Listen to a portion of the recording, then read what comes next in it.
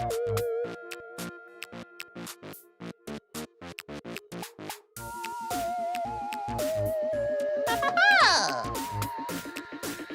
Fanny. There's Dream. Appreciate you.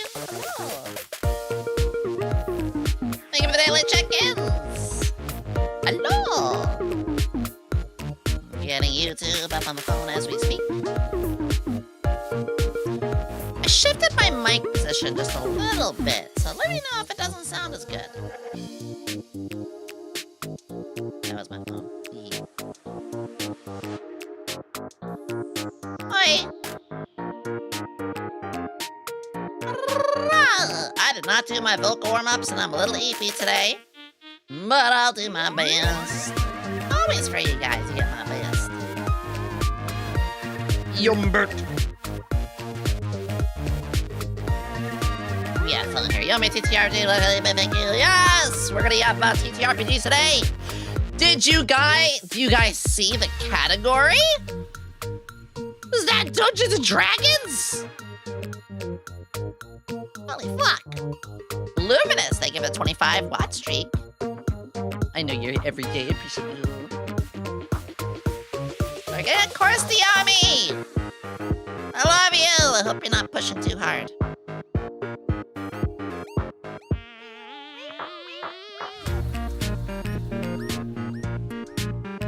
Look at that thumbnail!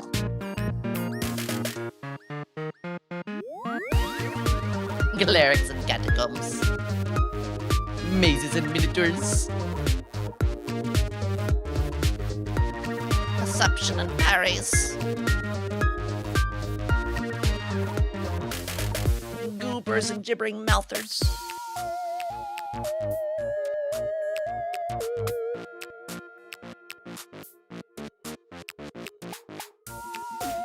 Swim checks and swashbucklers.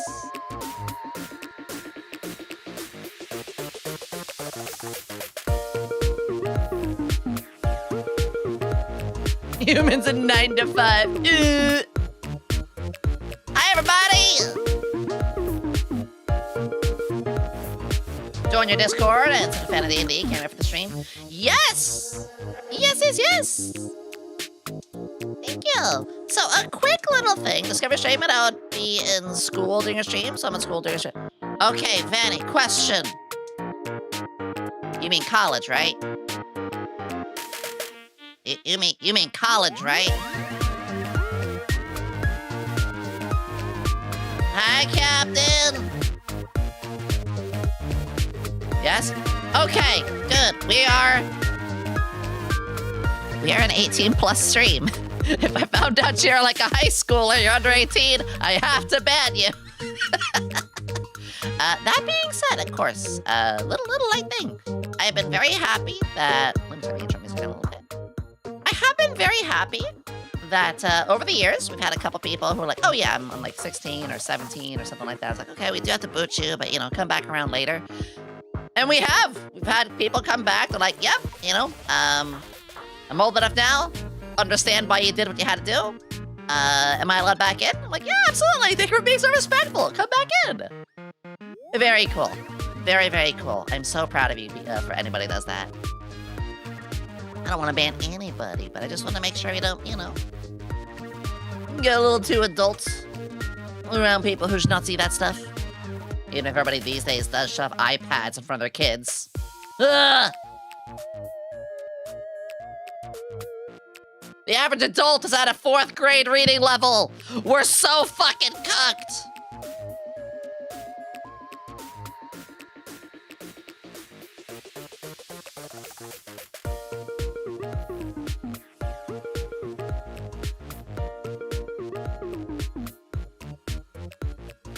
All right, I'm gonna top myself off in the bathroom, and we should begin in just a couple minutes.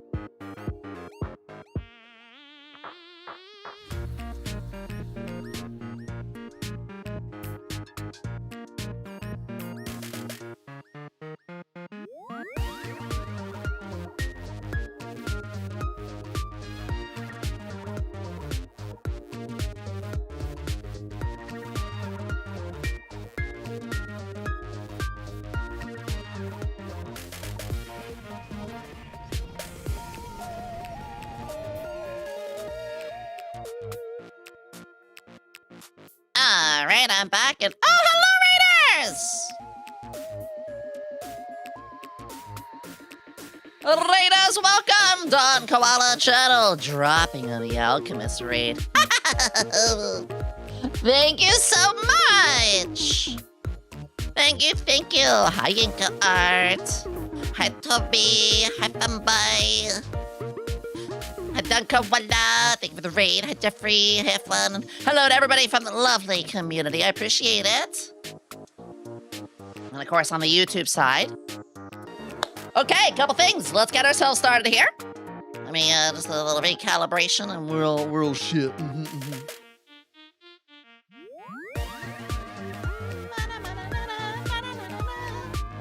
gonna have some different music playing today too. Alrighty. Oh, wait a second. I forgot to check one thing. Is that good?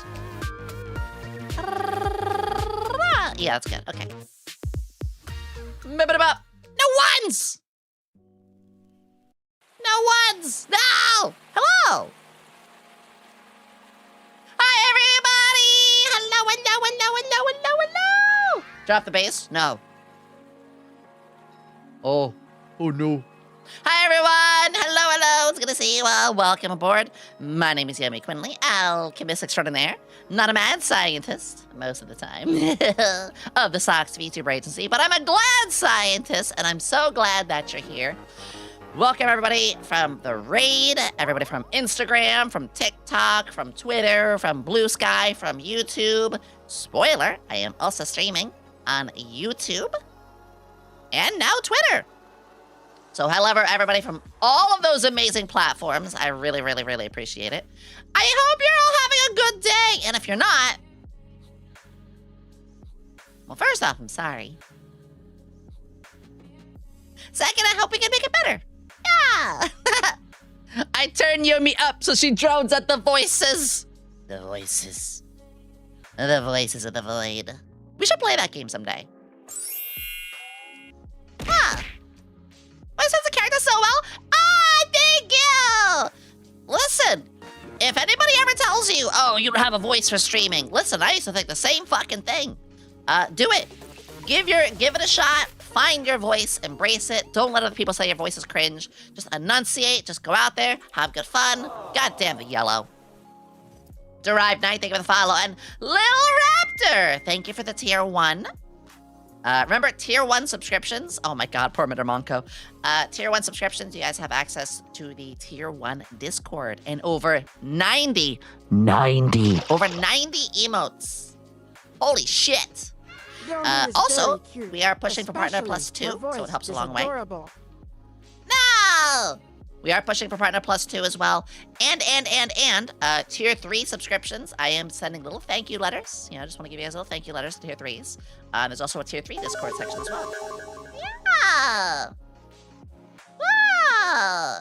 This to me, ugh. Playing Warframe. Ooh, I guess actually, maybe we'll do a Warframe stream. Maybe I'll show you guys my old Warframe account, which is like grandma old. Get pixelated, nerd. Yeah! We'll get gunned down to the streets, Grand Theft Auto style, in Minecraft. In Minecraft. Boomer, yeah, Boomer frame. 90 emotes, that's over my... Get the fuck out of here, D-Chan. Fuck! Anyway. I wasn't hesitating. Yeah, I was thinking actually we could do a Warframe stream one of these days.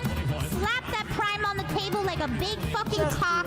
Show everybody that you have a big fucking dick today and slap that prime on the fucking table right now! Moss in the back of the lab. That's right, chat. Moss golems. Drop that cock. Send your prime out there. Well, there it is. Obligatory 10 minutes of the stream to talk about penises. Anyway, listen, it's not a Yomi stream if once in a while I don't talk about getting caught.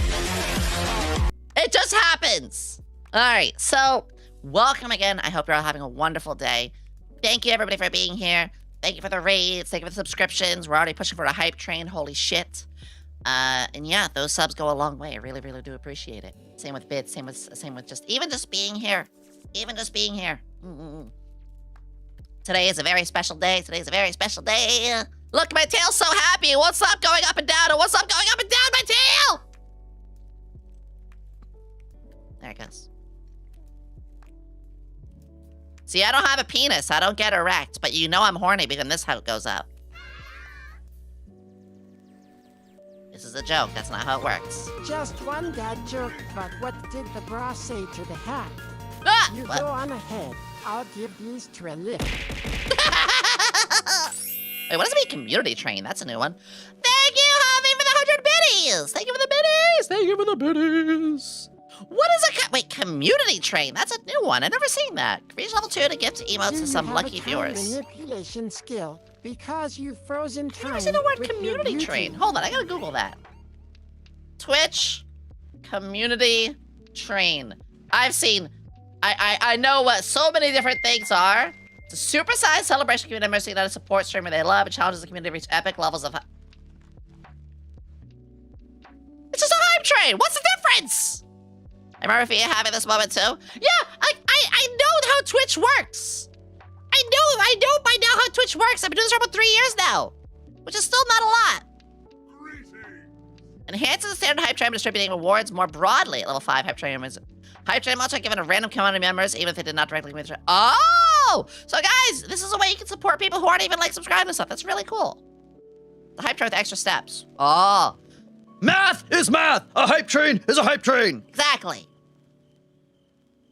Did it change the name? Yeah, sorry, it's YomiQuinnley now.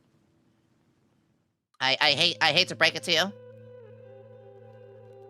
I hate to break it to you. It's no longer is it YomiQuinnley.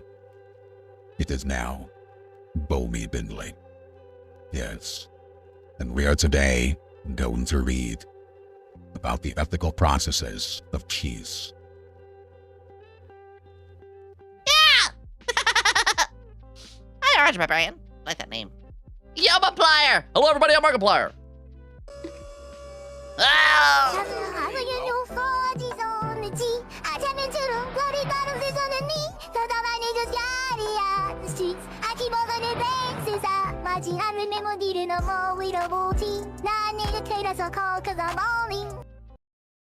Okay, that is my favorite thing ever.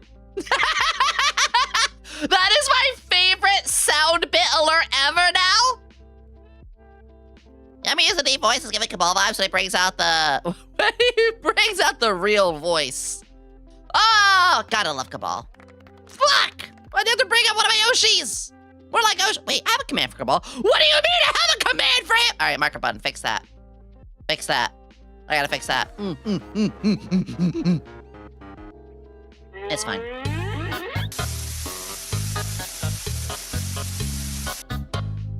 Ah, hi, Kana. Heck yeah. Haven't been this excited since the From Under rave. I haven't. What's the From Under wave? Right, from. When was the From Under rave? Dropping on the Ugly's high president! No! From under these no.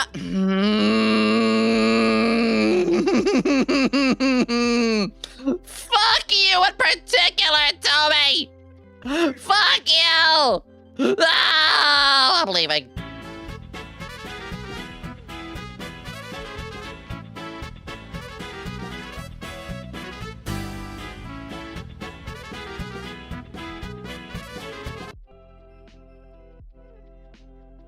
You. You in particular. Your dog. Your wife. Disneyland. Mickey Mouse. Yeah. You. This is a joke. Hi! Alright. So what's today about? First off, thank you again for the hype train. Just getting it going. Just getting it going. We have 1 minute left to get to the next level. Do not the mouse. Listen.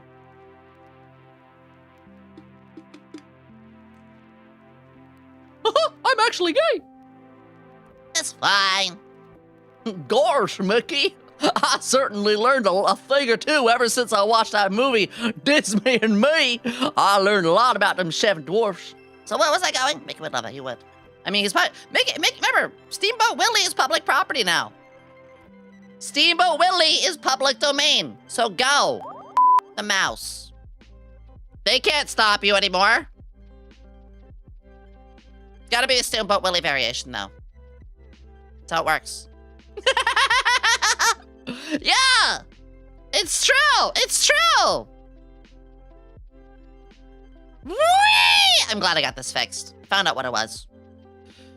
Stop making crappy horror movies and public to make characters. Yeah, that's kind of funny how that's the first thing he ended up doing. This depends on Has no wife. I'm sorry. Did you wash the rice before cooking? I do now. I've learned the hard way. What if you made a cowgirl, OC?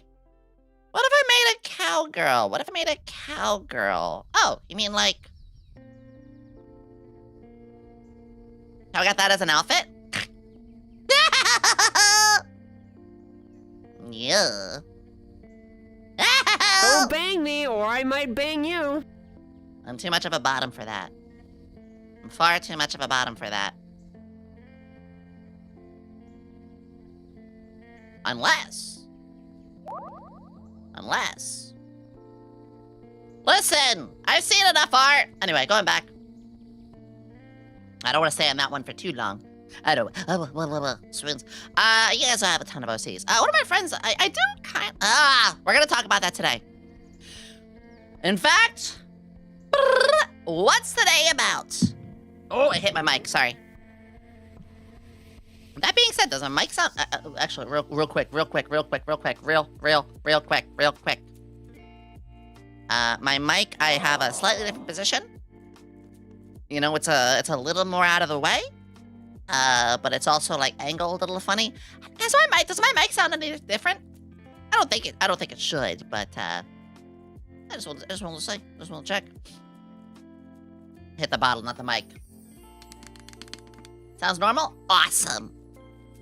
That's good? Good. Okay, yeah. I have a little bit of a different angle that I put the mic at, so it's a little less in my way. It's basically below my chin, but like angled at a 45-degree angle, so, you know, I got a little more room. Although I did just hit it, so who knows, might change. Alright, go! Shroomkins! I adore that name. Let's show us some music I'm playing. I don't know if it fits right now. Fuck it, jazz time. Jazz time. I will stretch. Ready? I couldn't crack it. My bad. I'm gonna play a little bit of different music today, because we're mostly in a chatting stream today, so I really wanted to do more than just my 4-minute loop. So, what's today about? You guys see the category. Dungeons & Dragons is the category? Huh? The category is listed as that. Devil, thank you for the 10 watch streak. Sounds clean. Awesome. Because today we are going to talk about, well, my thighs. Yeah, actually, chat, we're just here to talk about my thighs. We're here to talk about the fact that I'm now on a Gamer Subs label, and if you guys get Anime Girl Thigh using code Yomi, you can get a limited edition version of my thighs with Alien Mixture, Vixoria, Shy Lily, Buff Pup, Angel Star, and so many more. No, that's not the reason we're here. However, if you guys do want to, I always appreciate that. I actually just got mine in today. Or no, yesterday. Gamer Subs is really cool. They'll send me stuff. Vex, oh yeah, Vex, Shy Lily, Silverveil, Buff Pup, Alien Mixture, myself. It's really cool. What an opportunity. What an opportunity. I'm absolutely flattered. On the outside, I'm confident. On the inside, Oh, why did they put me there? I'm just a little baby. This is fine. Yomi sighs with this. Yeah. But what we're really talking about today. Is D&D. You guys have probably all seen or heard, or even just had a little notice that I fucking love tabletop. It is my lifeblood. It is what I've always been about. And I've always teased or talked little moments about it, or showed you guys my characters, or little previews. I mean, hell, one of them's right here. Icona. One of my OCs. But I never really dove deep into it, did I? I think the most we did... Who remembers the subathon? The most we did is during one of my subathons, I had a hand cam. And I showed you guys all of my D&D books and my minis, as well as some of my minis that I painted. I can paint and make miniatures. I blame Warhammer for that. I used to be a big player of Warhammer. Not big, no, I used to play a little bit of Warhammer 40k. Ultramarines, I'm a very basic bitch. Or fantasy, I used, back when fantasy was even a thing, I used Lizard Folks. Basic bitch. 2.0 subathon, yeah, back in May of like, over almost 2 years ago. Oh my god, that was almost 2 years ago! Oh! Before the Grimdark weighed you down. Yeah, that was actually why I didn't really play the game that much, you know? I was like, oh, I like making these, but it's like too Grimdark. Hi, 2X, it's good to see you! You are a mini, what do you mean? What do you mean by that? Ow! It's okay, I can be mad at you. I heard it coming from a mile away. I heard the of your dump truck. I actually have been minis for Vtubers for their D&D. I will pay you for a Yomi mini. Holy Hi, shit. Yomi. How are you doing, cutie? Your mom. I'm doing great. I'm doing your mom. Hi, Gil. But all that being said, I never actually did the full... Morphe really loved 4th edition. Sending 500 minion creatures with 1 horsepower each was fun to make a fight seem more intimidating. I learned it from Yomi. Mods ban them. Yeah, so I've only ever just had I've talked about a lot with my stuff with D&D. I've talked about my characters. They make little appearances. I mean, a lot of them are TTS. I mean, hell, that was Celeste on Tuesday. D&D is a very common topic in my streams. But it made me realize something. I gotta grow to some balls. Well, not really. But I have to grow a pair here and be like, listen, it's time. It's time to actually sit and to talk about and to dive in to D&D stuff. So in the future, hopefully by the end of this year, Celsius pretty hot as well. I'm glad you liked her. Hopefully by the end of this year, I can run my first games. But before that, I want to share with you some of my tales, some of my stories, some of my lifeblood. That's a very like over the top way of saying it, but I'm gonna say it right. I'm gonna say it that way. I want to share with you guys what I've done in the past. Does that make sense? I want to show you guys my past games, what I've done as a DM, because I've mostly been a forever DM. Hi, Joker. I got to play you last week. Some of these characters must be the inspiration for the Jackbox game, Legends of Trivia. I don't even know what that is. D&D chat as a player? That'd be interesting. I'll tell you my ideas. So, in the future... Hi, Emmett! What's a forever DM? So a DM is a dungeon master. You know, when you play D&D, somebody has to run the game. And that 9 times out of 10 fell on me. It basically means I never had the chance of being a player in the world. I was always a person creating the world. Which on the one hand has been pretty awesome, because I get to use even more of my OCs, you know, for, like, NPCs. And, you know, my players liked it when I made one of the NPCs or two of the NPCs, like, important, or even a party member, or like a rotating party member. Like, there'd be like 3 or 4 very important NPCs. Some of them become romanceable. And the DMs are like, some players are like, I really want to see this character more. It's like, okay, fuck it. Like, they're a bard, and so here's their class, here's their stats. But I want to run games in the future. Romanceable? Oh, yeah, I am an absolute slut for romance. That's a thing we'll talk about, too. My goal is hopefully by the end of this year. I really wanted to by last year, but so many things happened. By the end of this year, play and host some D&D games. Gonna go have the D&D fans, Yomi? Well, I know a lot of YouTubers. This just proves that Yomi is the most imaginative and smart of her D&D group. I'm just a person. I have a lot of friends that I've made in this space. And a lot of them are like, hey, I would love to be like a player one day. Hell, Nyaka, I was just saying right there.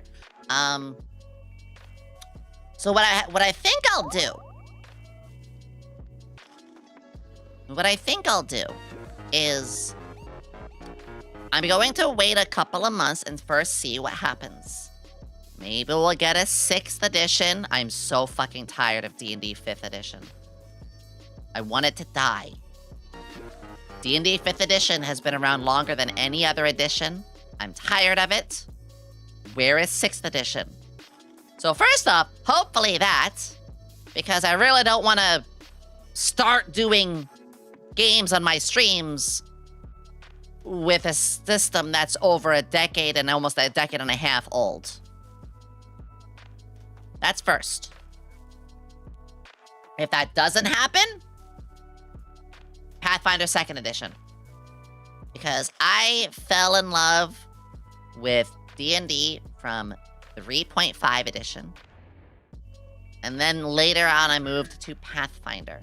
And Pathfinder 1st edition is my favorite system ever. Yes, I love GURPS. I love Mutants and Mastermind. I love Lancer. I love Cthulhutech. I love Fabula Ultima and many, many more. But my roots come from D&D 3.5, which later moved on to Pathfinder. That being said, so yeah, well, I'll see what system I use in the future. But I want to do a lot of one-off games. I want to do one-off games and bring in 4 players per. So I don't know, I'll do a game and say it'll have these 4 players. I do a one-off game. Then, a couple weeks later, I do another one-off game with another group of players. And I'm going to invite everybody. Is Pathfinder hard? I played a bit of 3.5, mostly 5th edition. No, there's no system is really hard. It's so much as like what fits for you. I find Pathfinder to have a little bit more crunch, and I like that. But anybody who ever says, oh, this game is too complex, I can't roleplay in it, skill issue. You're the person who bites into Taco Bell and takes a shit 30 minutes later. That's a skill issue. You can play games that have more crunch and more mechanics and still roleplay. That being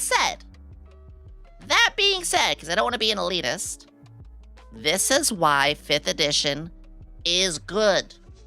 Do I like, this is a big thing, do I like 5th edition? No, not really. Do I, or better yet, do I enjoy playing 5th edition? No, not really. Do I respect it? Yes.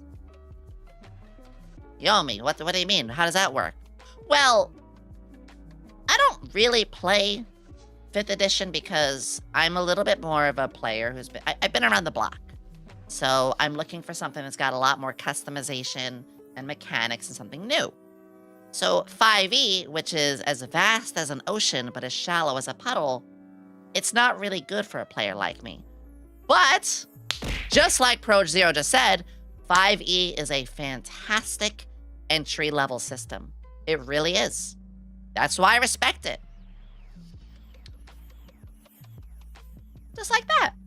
It's just like if you play a game that maybe you've played a couple of times, you're like, I'm gonna play hard mode. Well, why don't you play easy mode? Now, I respect that it's there for people who are new or kids or whatever.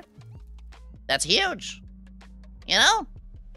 You die enough times in a Mario game, they give you the golden raccoon suit or mushroom or give you invincibility for a little while. Cool. I'm not gonna use it. Those are for like other players. But I'm glad that's there.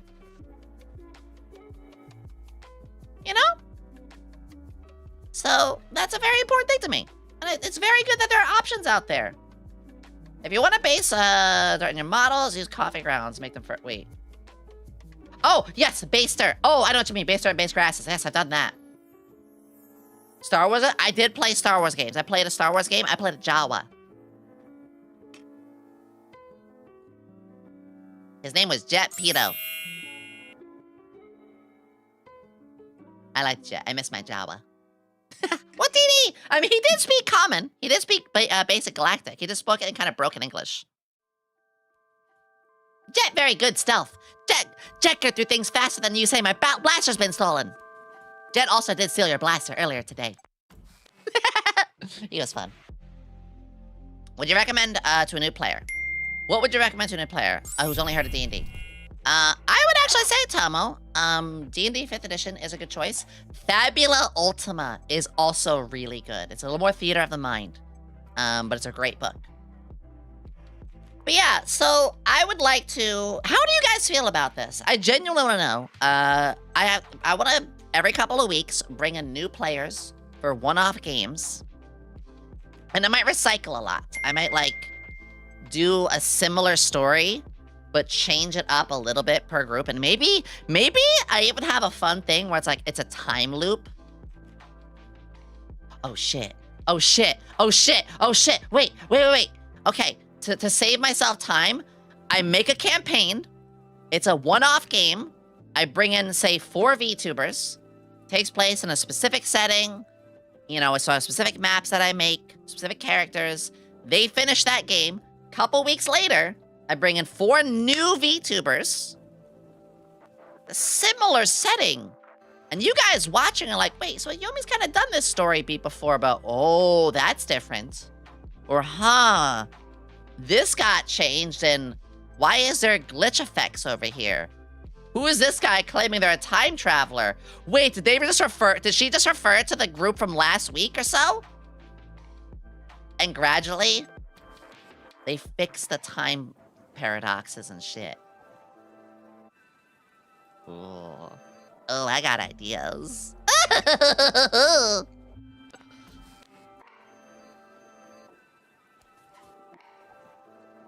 That's a good idea.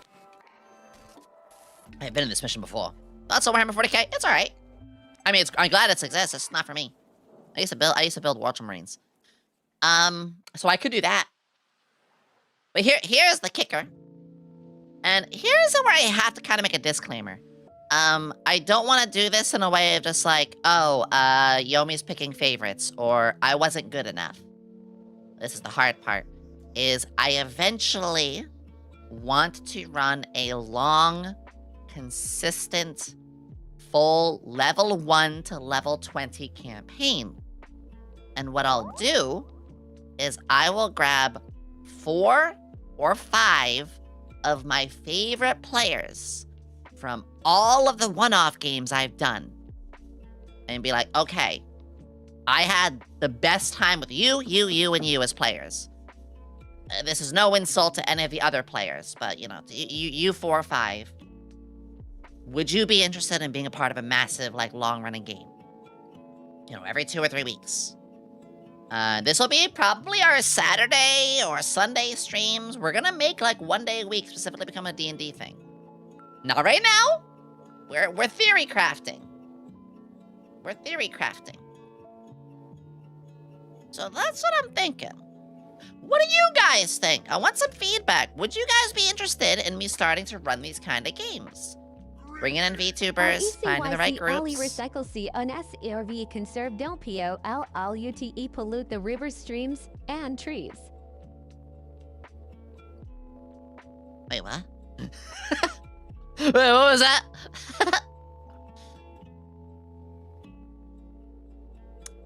Wait a second. I know that. I gotta think for a second. Did somebody just do Rocco's Modern Life? RECYCE, recycle. CONSERVE, conserve. Don't you PLLUTE, pollute the river, sky, or sea, or else you're gonna get what you deserve. Yeah, I remember that. I remember that by heart. Rocco's Modern Life turned me into somebody actually appreciative recycling. All right, so you guys like this idea? Well, I'm gonna sell you further. I'm gonna sell you further on this one. All right, man, it's good to see you. I'm gonna sell you more on this. I'm gonna start showing you guys some of the stuff I've done. Off-topic question: thoughts on dating sims of the series called Monster Prom and Dating Everything? I really don't consider Monster Prom a dating sim, actually. I love dating sims. I used to play them a lot. Monster Prom is a group, like, strategic board game. But that's not a dating sim.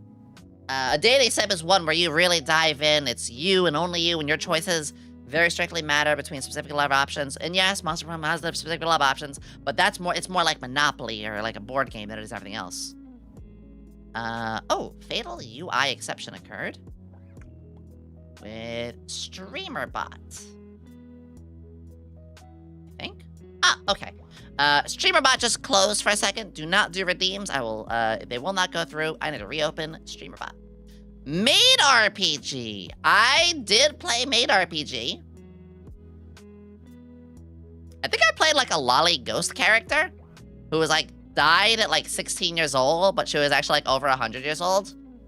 And I believe her stress explosion was like a bomb. It was really funny. It was really funny. Sailor Moon RPG. I love these kind of games. I genuinely love these kind of games. Okay, let me test something. Because again, StreamerBot did just kick the bucket for 2 seconds. So I'm just gonna press any old button here. StreamerBot, do you work now? Perfect. StreamerBot closed, immediately open. That's awesome. Maid RPG is really funny. I played a cat girl in it before. I played a butler before. I played a ghost girl. It's a really silly game. Funny enough, one of them was named Yomi. A couple of Ruby RPGs I will try. I think Ruby that's the thing. Ruby is one of the coolest worlds and settings. But man, have they botched like everything past season 3. I'm sorry. Besm? I did play Besm. I actually played a Fate Grand Order style Besm game. You know Rocco? Yeah, I'm a hag. Power Ranger RPG? I love that. I played a Mawile in a Pokemon RPG and much more. Oh! Iono! Iono, thank you for helping out with the VR gloves and the headset. Holy shit. Guys, if you don't know, we're working towards 3D. And all I really need now is like the headset and the gloves. Well, the model is still being worked on, but it'll be done soon. So like, holy crap, you guys helping with that means a lot. There's one RPG I want to play called Triangle Agency. Game where it's kind of a mix of the game Control and The Office. Ooh, not for me at all. But I'm glad that exists. Not for me one bit though. I actually hated Control. Meanwhile, heck yeah. I Control love the Munchie and pie that wants to look cute. Alan Wake, I really could not get behind those. It was... but I digress. I digress. I'm glad it exists for other people, though. No go, thank you for the 10 super! Ruby Season 3 was the last great time I had. I'm so sorry, but it's true. It's not gonna say. I may feel that way, but I'm glad it's there for everybody else. No, you don't want to know what the best... You guys want to know what the best agency is? Elite Beat Agency. Well, agents. The Elite Beat Agents. Now, that's the best agency. God, I miss those kind of rhythm games so badly. I'm going to recalibrate a little bit. There we go. Oh, it's 1:40. Wow, I bet they happened for 40 minutes already. Huh. Do you have the haptic feedback? There's a lot of things that are going through. Yes.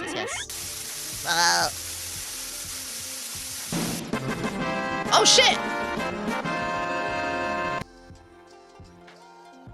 Zero, thank you for contributing 15 to the head rig! Thank you! really appreciate that so much. Ah, you guys are so sweet. Between you guys helping fund that, and you guys helping out with Partner Plus 2, you guys are insane. You guys are genuinely helping me out so much. Partner Plus 2 is the big one. That's definitely the big one. I think we're like 200 out of 300, and we're only halfway through the month. So I think we're gonna do it. I know I was ready to follow it. D&D, FGO. Good vibes all around. Damn perfect. Aw, thank you, Sawtooth. I appreciate it. So, I would like to dig in a little bit. Besides GURPS, is there any multi-genre system you enjoy? Honestly, I make most systems into multi-genre. Like when I did a Pathfinder game that was fully modern. I had a lot of fun doing that. I turned it also into a fake Grand Order style game. There's so many different ones you can... Yo! Speaking of D&D, there's gonna be a D&D supplement coming out called Neon Odyssey for sci-fi fantasy adventures. Wait, really? Ooh. Ooh. Fabula Ultima is one that I'm really falling in love with, too. I will be in a Fabula Ultima tabletop game in the near future. And that will be streamed. That will be streamed. Space operas, I love space settings. I love space settings. Outlaw Star. Outlaw Star. Now there's a name. Outlaw Star, one of my all-time favorite animes. And honestly, I would love to play a tabletop game or host a tabletop game based in a kind of setting like an Outlaw Star, Cowboy Bebop sort of thing. A little bit of a mix of like Mass Effect 2. The most I know about D&D mechanics is from shorts like D&D Logic from VDL, as well the hilarious series Chaotic Good Barbarian. Oh, that's a good one. Guys, I'm so sorry. The coffee went right through me. I have to go to the bathroom already. I won't be long, I promise. But I really have to pee all of a sudden. So I'm gonna be as fast as possible. I'm not even gonna wash my hands. No, I'll wash my hands. Okay, literally, I'm gonna be as quick as I can. I promise. Peace.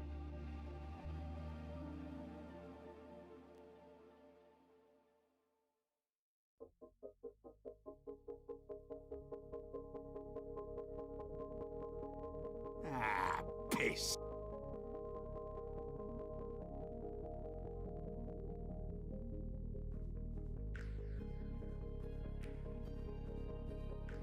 Booba.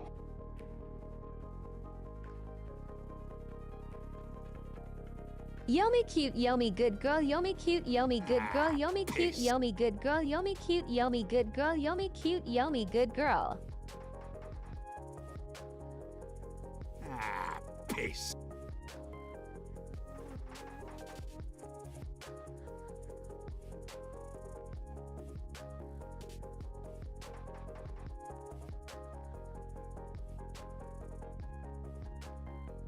Alright, coming back. I really did go as quick as I can. Okay, sorry about that. Very quick, but I just needed to, I don't know what it is. The coffee went right through me. We'll probably watch, Outlaw Star, as one of our next animes. Let me do something real quickly. I always like to have something pinned. I'm on the Gamersubs label. Yeah, that'll do.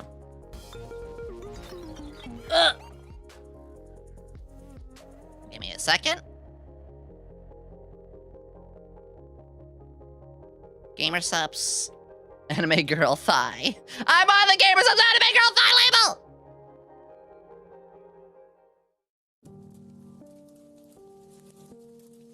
There we go. Okay. I always like to have something pinned for you guys. I got a little stupid. Anyway, now's the real time to get jump in. Hey, hey, hey. Yomi didn't know that Morphe draw on Yomi's face while Yomi's sleepy. Is there something you can draw on my face?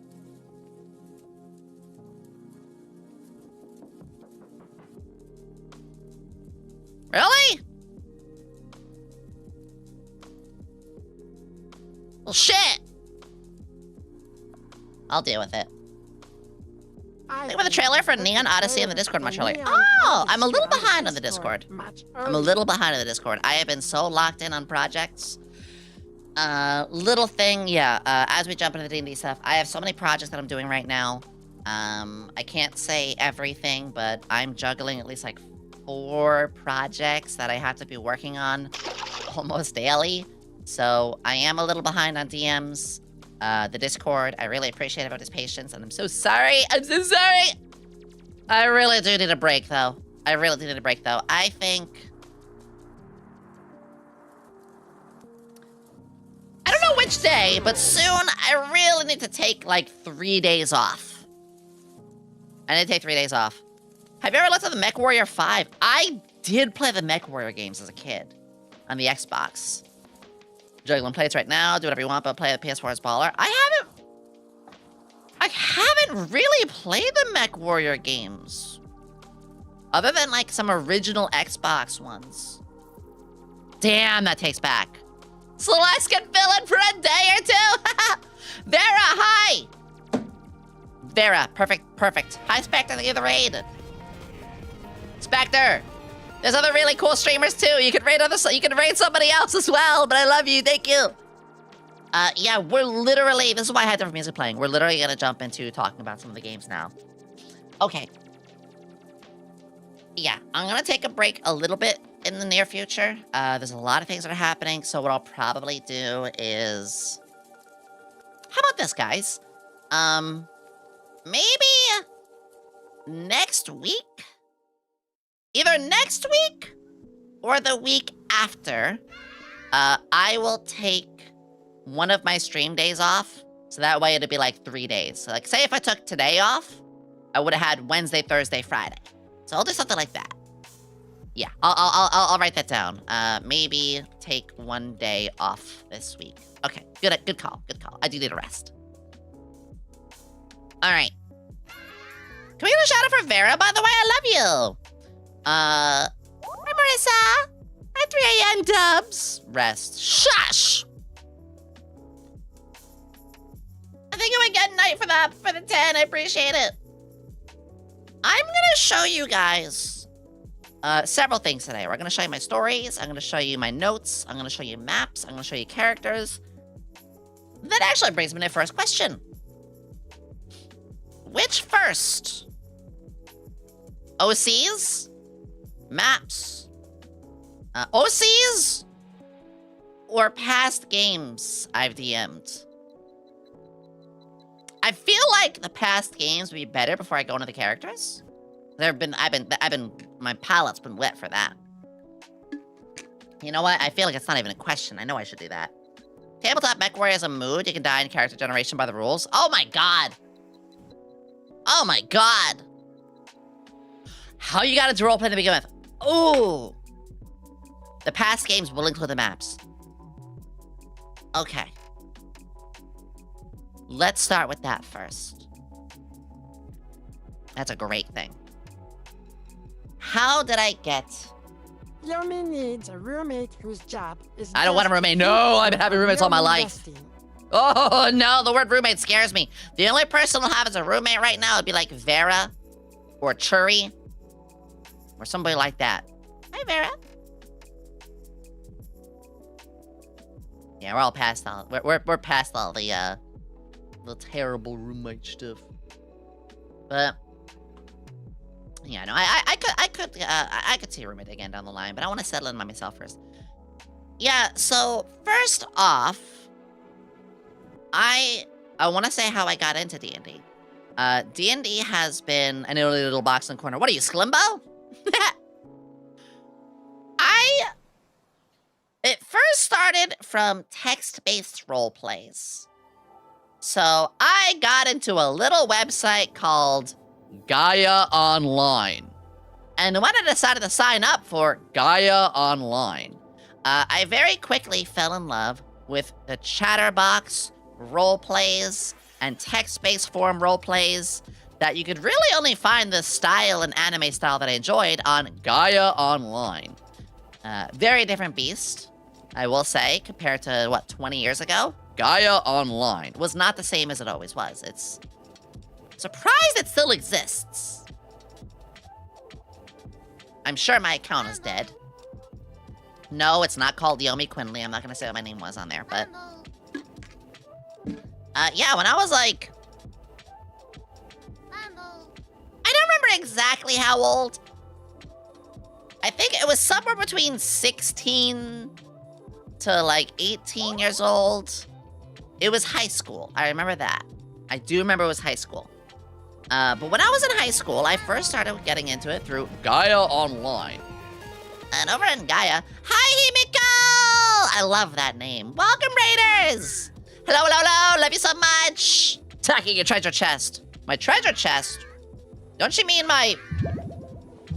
That's fine. That's fine. Literally good timing, we're just starting to talk about D&D. Duskwalkers! Wait, funny you mention a Duskwalker. Duskwalker is a race in Pathfinder, in the Complete Planar Handbook. Oh yeah, oh yeah, oh yeah, I'm nerding out. So you see, when it comes to the Duskwalker, the Duskwalker is a race that was released properly with playable stats in the Complete Planar Handbook of Pathfinder 1st Edition. This was also one of the final expansion books released for Pathfinder 1st Edition before they moved on to 2nd Edition.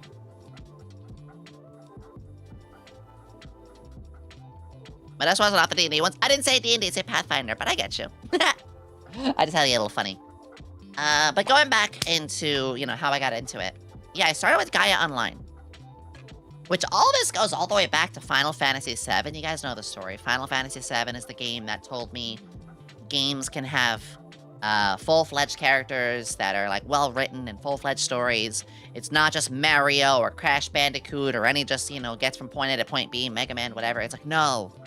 Full-fledged stories, 20-minute cutscenes, yada yada. I was like, oh my god, that was the life. Through Gaia, I relived that a little bit. Really wrote a lot of stuff. Even then, I would host forums. I would host role plays.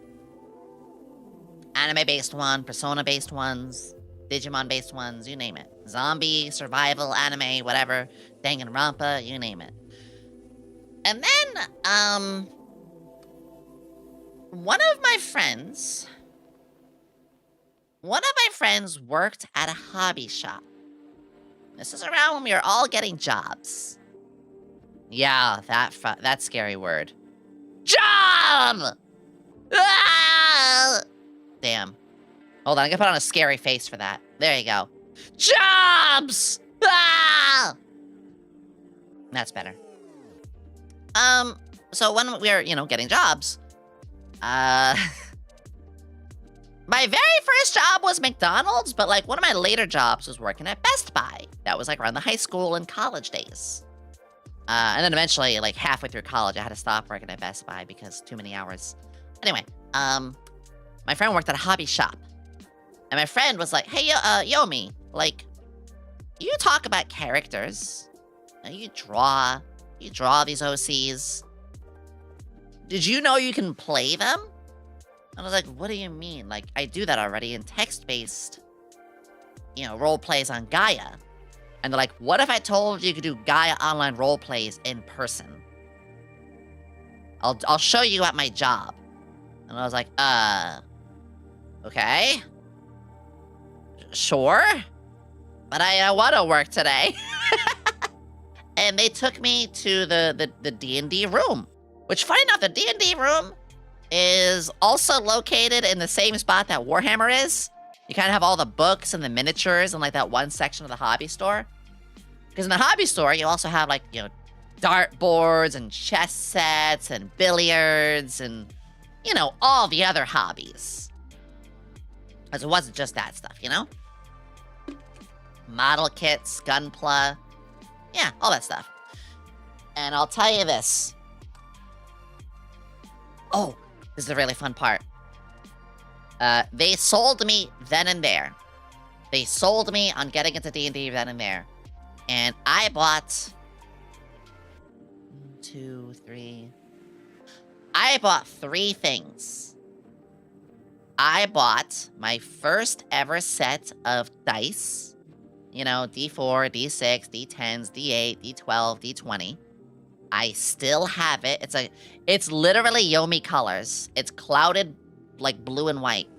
It's like a blue sky with white clouds. Although not like actual clouds, but you know, just that kind of speckled pattern. Thank you for the follows, Masson Thick. I bought 2 books. I bought Dungeons & Dragons 3.5. Yomi, have an amazing stream. Thank you, Nyakubs. They're not worn down, no.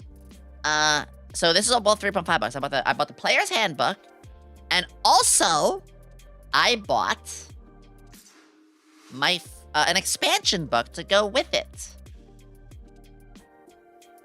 If anybody knows any of the Dungeons & Dragons 3.5 books, I want you to guess which expansion book I bought as my first ever, well, D&D book. Advanced Player's Handbook? Good guess. Very good guess, because that had that had classes like the Knight and the Spell Thief and things like that.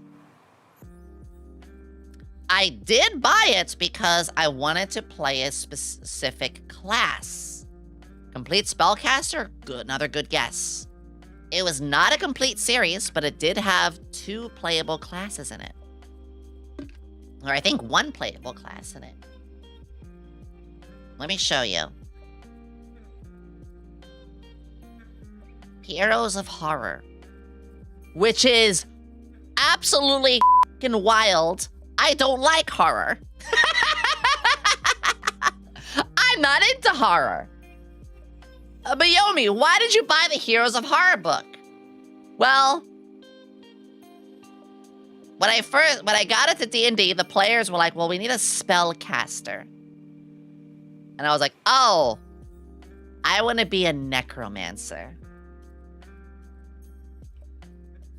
And the player, Dread Necromancer, random got it! Yes. And they were like, well, there is the cleric with the dark domain. I was like, I don't know what that is. And I'll be honest, cleric was a little intimidating, seeing all the domains. Keep in mind, I was the very first time ever playing. But the Dread Necromancer, they're like, look, all you gotta do is stick with that. We will all take Tomb Tainted Soul, which lets us get healed by negative energy. I was like, oh god! So this was the very first, like, expansion book that I bought along with it. My actual favorite book, though, is probably Complete Scoundrel. Which is a whole nother thing. Anyway. That's how I got into D&D. I had a friend, they brought me in like that, went to the table, I had to play my very first Necromancer character. Didn't build it very well, because again, baby's first game. So I wasn't the most effective, and that's okay. I won by roleplay.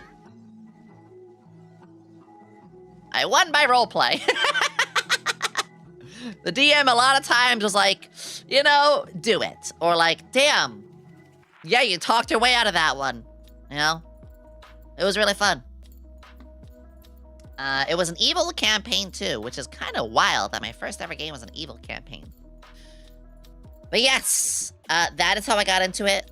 And for about 5 or 6 years, I played traditionally around the table. And then eventually, I moved on to Roll20. Now, when we did traditional around the table, I want you to get this. Okay, listen to this. I would have... 1 second. Marker map. Ah! Found it! I would get one of these. This is a dry erase mat. And you can see, you would have the markers. You draw on them. This was like 20 bucks. I was able to get at the same hobby shop. I'd get one of these. I would draw all of my maps on it. Here was the cool thing. Sometimes, I knew where we last left off, the players did something that was inevitably going to leave the next session starting with a specific battle. So sometimes I would pre-draw a really cool battle map. Sometimes. Because I often, with this style, you do a lot of things theater of the mind. I did this too. Paper maps. Let me find some of these. Let me find some of these. Ah! No, that's not it. Here we go. I would buy a lot of these. I would buy a lot of these. They were foldable, double-sided paper maps. And... oh, here we go, like this. See this map library? You can get a hold of these. Tile sets, too. Cardboard tile sets.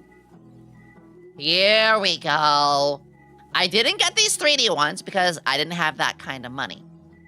I didn't have that kind of money. But what I did have the money for... oh, I think I just found it. Were these.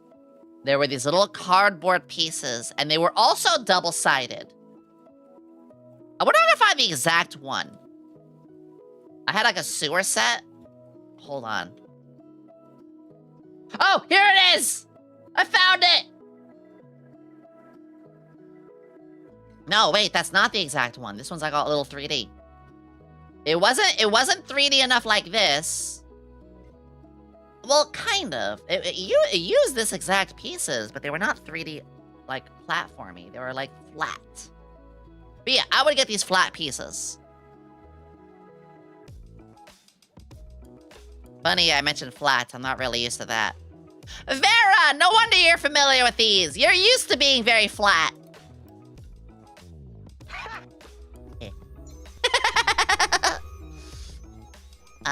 But the thing is, like, they were double-sided, too. Let me see. Was it called Tile Master? Let me find one more. Double-sided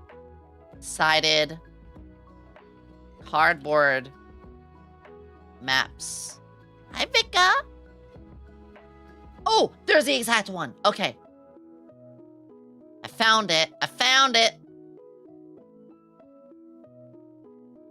Here they were. I would get the paper ones. I resent that remark. I'd get the paper ones and the cardboard tiled ones. These were so cool. These were so cool. This is the stuff I would do.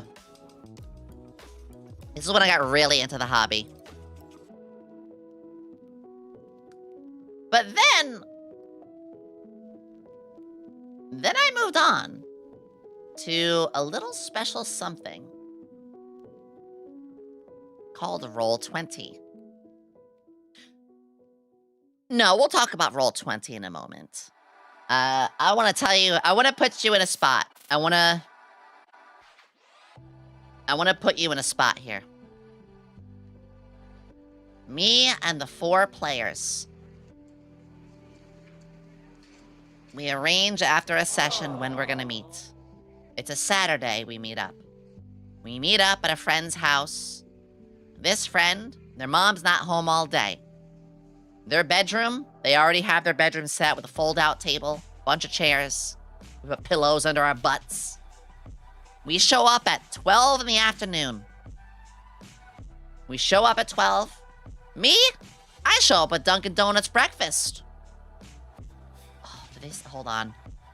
Dunkin' Donuts. Oh. Oh. Let me show you. Fucking peak. Me showing up with the Dunkin' Donuts turkey cheddar bacon flatbread. This is almost 20 years ago. I miss these days. Fuck, I miss these so much. Back when Dunkin' actually made good food. Back when they made good food. I love the shit out of these. I would show up. I'd show up with my flatbread. maybe 12 o'clock, and I'm there with my laptop, the 80 gigabyte Sony Vaio, with iTunes installed, having a whole bunch of anime and game soundtracks like Halo and Trigun and shit like that, and having this music laid out for the session, having a portable speaker that I plug into the headphone jack, and we gradually all show up, and we get the session together, and we recap, we get our sheets. I give a little bonus experience if the players recap, right? You know, maybe I ask the players, like, can anyone name this character? Can anyone remember what happened at this point? And they'll each get, like, 3 questions, and everyone they get right, like, okay, you get an extra, like, cure light wounds in your bag.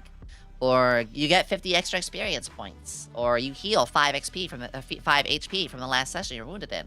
Yeah, I would reward them for taking notes and paying attention in game.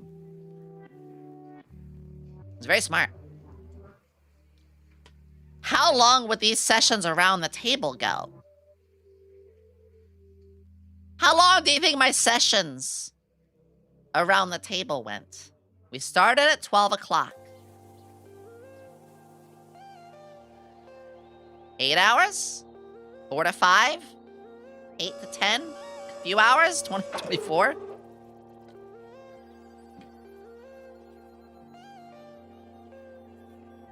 One of you just guessed it right. A single session, 13 hours.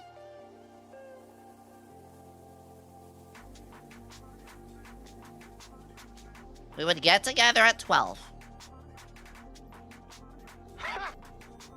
We'd game for like 6 hours. We'd have a full fun time. We'd game for 6 hours. And here was the fun part. It's dinner time. Game pauses. We pause at a good moment. It's dinner time. We go to Applebee's. We go to Applebee's or Dave & Buster's or like some cool, you know, restaurant.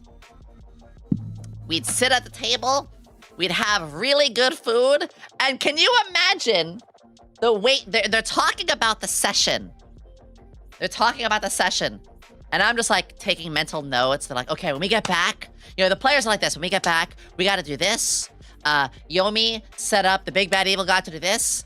Yeah, but don't you think like so-and-so was acting suspicious before we left? Maybe we should go and do this. And I'm just like, yes, yes. You're giving me more ideas when we get back to the table, yes. And then the waitress walks up right in the middle of one of the players, be like, yeah! And then I stabbed that guy right between the eyes. And the waitress is like, should I call the cops or take your order?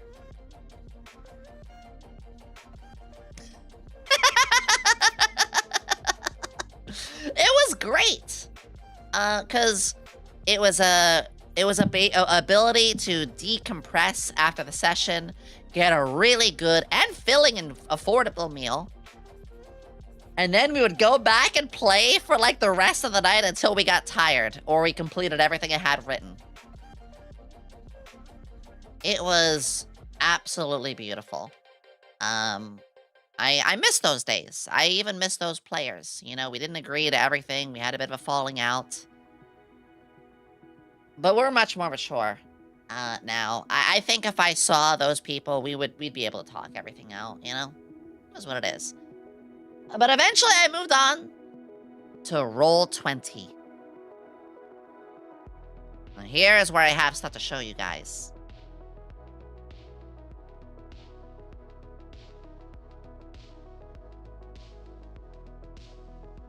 Second.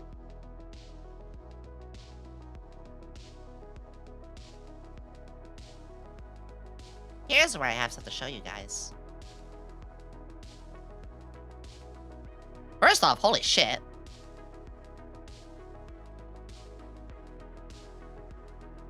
Keep in mind, I was playing D&D around the table for like 5 years before this. So that would make like it 2008? That actually adds up. 2008 is when I graduate. graduated something. Whether it was high school or college, I'm not gonna say.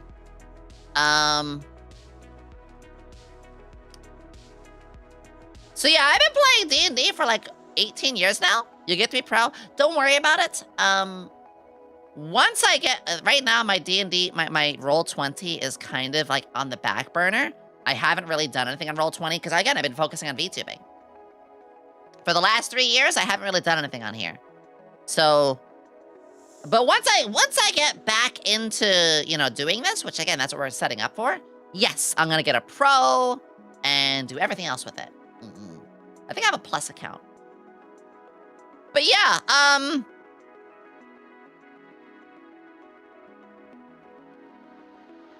yeah, that's a lot. So I haven't, but here's the thing. I haven't DM'd in a couple of years. Once I started VTubing, I put my games on the back burner. I was like, listen, like I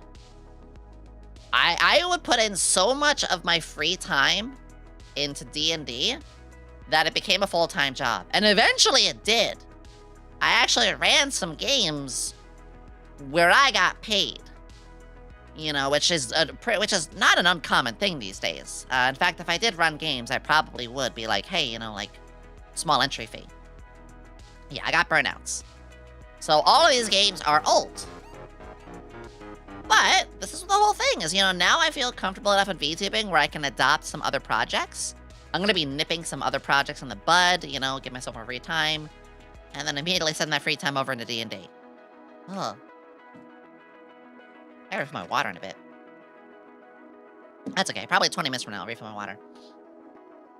Now, I mostly played Pathfinder. Like I said, I was a big Pathfinder gamer. I want to show you guys what my games would look like. Y'all ready? Let's start. Let's go with Lords of Calamity. Who here remembers or has ever played the game Tales of Berseria? Because I would base my games loosely off some forms of inspiration. Whether it be Final Fantasy VII, Golden Sun, Tales Symphonia, a myriad of other things. But one that I had an entire game deeply based off of was Tales of Berseria. Now, a little disclaimer, because actually Morwen brought up something. I want to mention this first. Quick disclaimer. These games were played with a select just group of friends. I love TTRPGs. My favorite one is Monopoly. Fuck you, Vika. So, a little disclaimer is because this was just played around with a couple of friends, the tokens, or basically character tokens, mostly character tokens or some art, might be art from video games, or like artists that I got permission with. These were not, you know, a lot of these games you're gonna see were ones that were not monetized or things like that. So think of it this way. If you're around a table and it's like you and 4 other people, they're gonna be excited to see you through fucking Dante from Devil May Cry in there. Or, you know, Cloud from Final Fantasy VII. Happens. So, you know, you might see, like, gotcha anime waifus and husbandos. You might see familiar faces. Like, hell, I think, like, there's a Hex Maniac in here somewhere that I redrew. Or things like that. Or, like, characters from the Monster Girl manual. Based. Completely normal. You know, if it's a fully monetized, like, streamed game, then we're in a different territory. That's when I gotta be a little bit more selective. But yeah, generally, because these are older games, and these were just games that was me and a couple friends in a Discord or on Roll20, you are gonna see artwork that might be familiar to you somewhere, or might be like, oh my god, I remember that character from blah blah blah. Yep. Completely normal. Alright, let's launch. Lunchtime. I think it's gonna start on the main map. It is. It is. All right. So, I would first, play around with maps in different ways. Yomi, why is there, like, no locations here? I like them to be discovered. When the players travel places, that's when I open up landmarks. When a place is mentioned, that's when I open up landmarks. When we go to places, that's when I open up landmarks. Here's where they were, the Alisei crew. They were on the ship. And also there'd be like dots to dedicate certain stuff. You gotta earn the places. Yes. Very important thing. If you make an entire world map, you will get bored eventually. Hear me out. Hear me out here. If I fill this entire world map out, and I don't know, next session, I as a DM got inspired, and I want to do something steampunk related. Okay, well, the group is traveling. Maybe next session or the session after, I can make the next town they visit be steampunk related. Right? Makes sense. But if you filled out the lore and the entire world, and you've deeply locked your world in, and you have no room for a steampunk city, congratulations, you've done what is called writing yourself into a corner. So, you only want to put down fundamental things. You want to... Now, that being said, if you're writing like a rule book for a system, like let's say for Warhammer or something like that, that's a different story. You have to give all the lore up front. That's the purpose of it.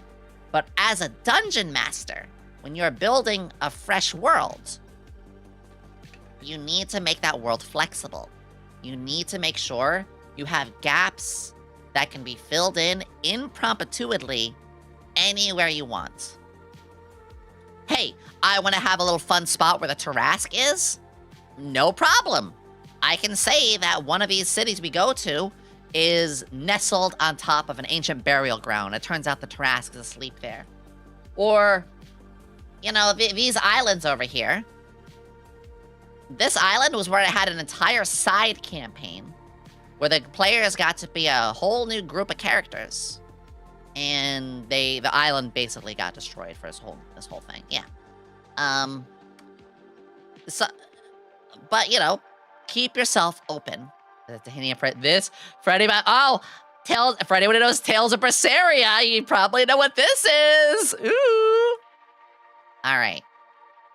So this is the home map. This is where I would leave the players on when sessions ends, and I would have the player characters on the bottom. I'd have the player characters on the bottom. Nice and simple.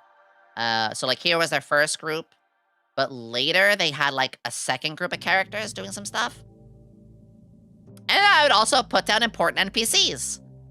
There's a lot here for this game because they actually had a crew, an actual crew of characters, of pirates. I want to first show you this. Let's grab one of Helm-chan's characters, Daix. She was a paladin. See how it says multi-sided? Let me make her a little bigger so you can see this. For my character tokens, I would give them options. So, armored and unarmored. I would actually let them have multiple tokens. Little stuff. It's little stuff. But it was that. Oh, Hazel was one of my favorites. It's like, what is she, a bard? No. She's not a bard.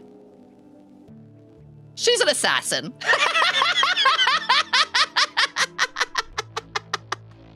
Oh, I love this character so much. Idle literally like pretends to be a bard, actually is a fucking assassin. Even had like a darker oh. Yeah. And yeah, all these, oh yeah, just a fucking duo Maxwell? Yeah, listen, I wanted my husband here. What was he? He actually was an undead. A sentient undead. with a scythe. Like, I would actually, you know, do cool things like this for the characters, where I was like, wait, I really like this character. Like, this is a Yu-Gi-Oh character. If anybody knows this appearance, this is a character from Yu-Gi-Oh. No, actually, I turned into a fucking ninja. I love this design. Any certain bard can be used as an assassin. True. This was something I really liked doing. Hell, what's the name of this anime? Shit, I still forgot the name of it. The one with the why am I drawing a blank? But I love this design. I forget where this character is from, but I, you know, turned her into a overlord. That was it. But I turned her actually into like a regular character. Look, there's even Yomi. Yeah, I did this for a bunch of characters. It's you! So let me just show you. Oh, that's a lot of maps. So in this game, this was a naval, well, not quite a naval game. This was a game where the group was traveling across the seas to overthrow a holy order that was overtaking the world. The world did not have tieflings or Azamar. Instead, there was basically a disease of sorts that would turn people into demons. Most would lose their control. However, the players were turned into these demons, and they still had their sentience. Chris, thank you! Thank you for the 5 gifted! So, what happened in this game, thank you so much, Chris, big W! The beginning of the game, they did not look like this. They were not, like, corrupted and changed around. They changed and were executed because, oh, we cannot have demons. The big secret is they were all basically tieflings. I was going to do a sequel game where tieflings and Azamar, which were not a thing normally, now become a playable race. So, like, if you know what Tales of Berseria is, and you know about, like, how the whole Demon Blight was, Demon Blight, which is what turns you into a demon, it wasn't a bad disease, actually. Well, I mean, it was kind of bad. But it was actually how tieflings were created in this world. So, over time, they eventually got a ship. Because, you know, they were traveling the world trying to overthrow this, like, corrupt group that were executing and you know, putting out their holy orders, which is actually very corrupted, and I'm not gonna blah blah blah about it too much. But here was like the upper part of the ship, and I had a lot of fun making this. I would make these in Photoshop. Mutagenic disease, that's a good way to put it. Yeah, I'd make this in Photoshop. Also, this the players would not see. This is called the GM layer. So this, as a game master, I could see this and manipulate this, but the players can't. And when I'm ready, I put them on the token layer, and then players can see them. So that's how, as a DM, you play around with shit. Oh god! I forgot I was playing Final Fantasy XIV a lot back then! And they found Namazus! My name's Gyoku! My name is Gyogo! My name's Gyo. Something. This is my favorite doll, Susana. Creatures! Exactly like this. Exactly like this. Did I have lore for the Namazu of Final Fantasy XIV? No. Did I have a land for them normally? No. But because I kept my world open, I fell in love with these little creatures when I was playing Final Fantasy XIV. Now we know when I made this game. Because you know, anyone who knows Final Fantasy XIV. And I could put this in because I kept my world open. Yeah.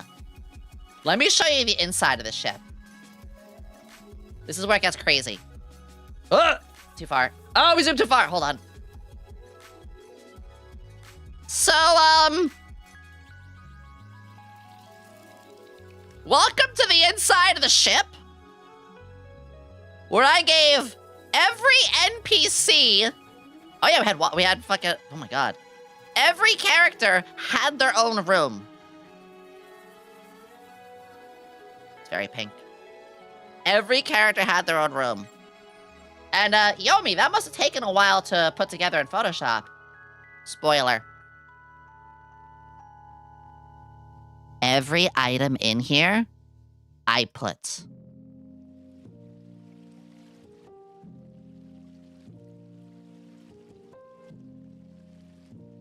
Every room you see here, even the laurels on this bookshelf. Yeah. I'm a little too... Every fucking pillow! Plushie. Oh, another character from, Overlord. Yeah. Literally all this stuff. So, I love making maps. And I would go out of my way to actually... Yeah, build... every little item in here. Oh my god, the sparkles. The sparkles were an item. Oh my god, yeah, even the glass table, like, over the weapons. So, like, just this map alone took me, like, days to make. Oh, this was cool. Tempest was an Undyne. They were like a water race, so she put a glass... You can actually see the glass. She put a glass bottom on her thing! So this was a lot of time to make, obviously. Also, the ship was made out of... I think it was called Everwood? And Everwood has a dense enough soil that you could actually grow trees off of the wood, and the ship would regrow. They basically were sailing a massive... plant. It was a tree ship. So the mess hall actually had trees with oranges and like blueberries growing off of it. It was really cool. You have the kitchen back here for the mess hall. Cargo area. The upstairs, you saw the upstairs. There was a little chapel. The coffers. Each one of these, this was so much fun to build. Eberron? Probably where I got the name from. I make a lot of my own mechanics like that. And here's the cool thing. I'm gonna go to the lighting here. Watch this. Now this is an older one. But I'm going to turn the lighting on.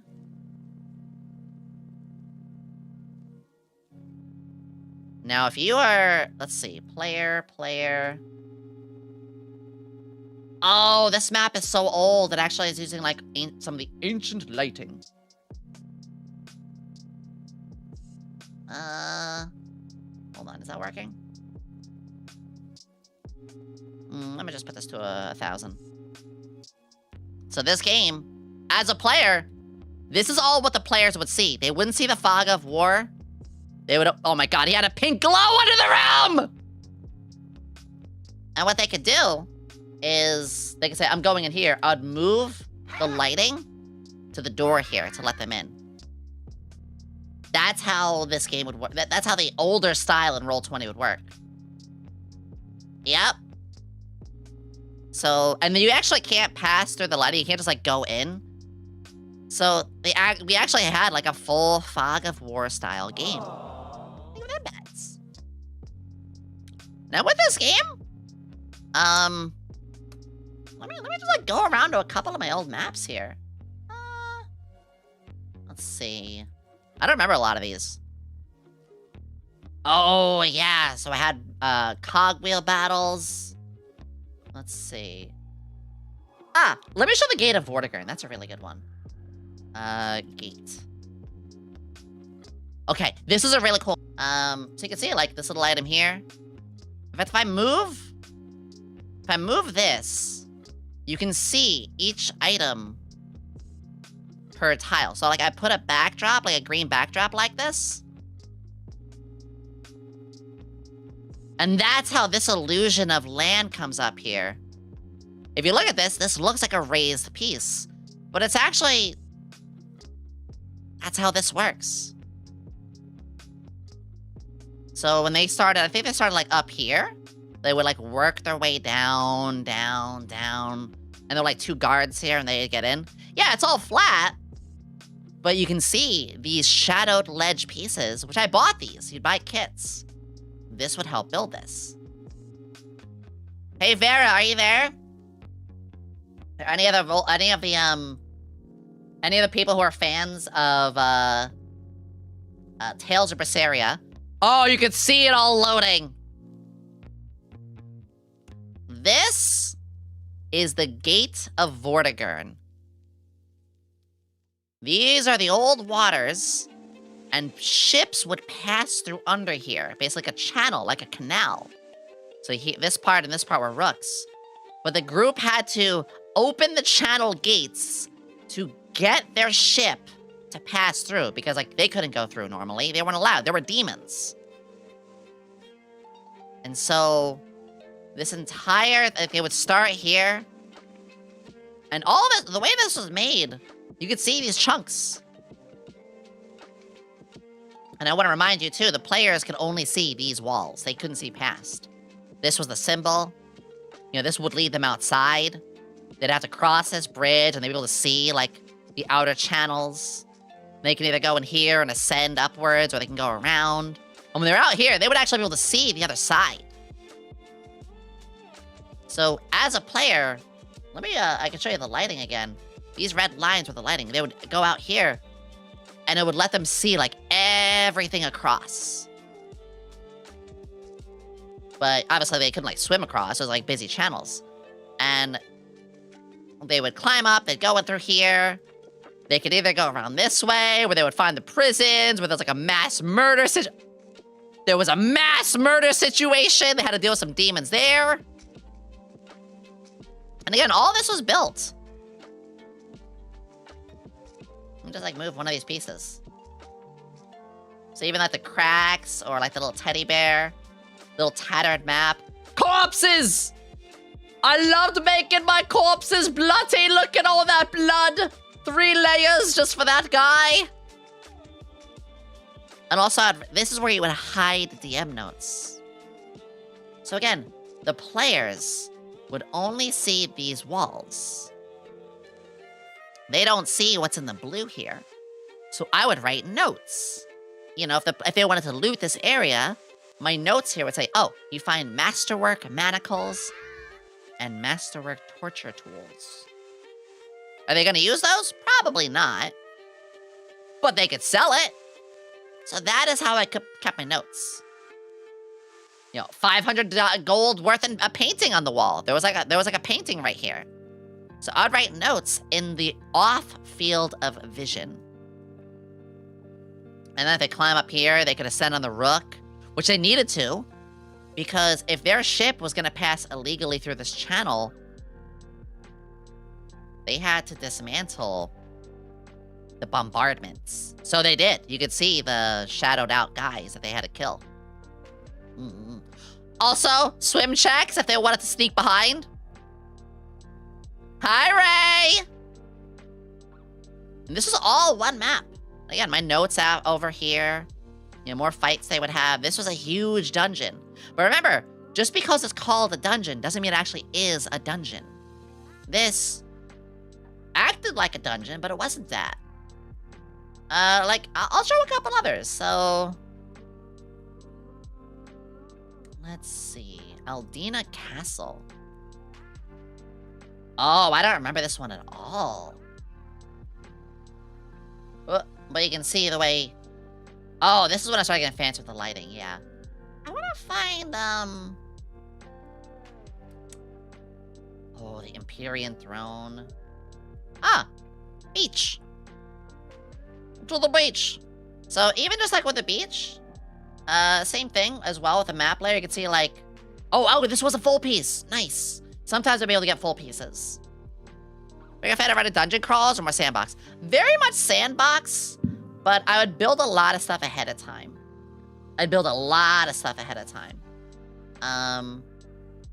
Nordigus. Oh! Little snow towns. So here's how the players would do it. Let me use Tempest. So you can see, if they started here, they only had this much vision. Like, it was very snowy. I believe it was like snowy and late at night, so they couldn't see a lot.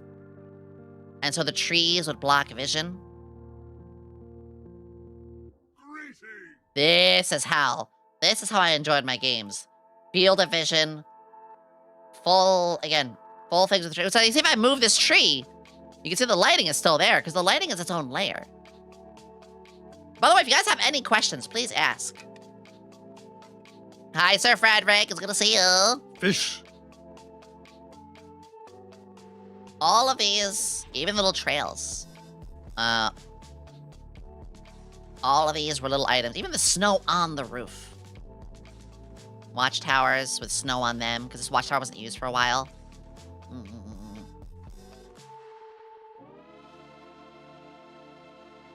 And there was also like a cave. I believe this cave had like a...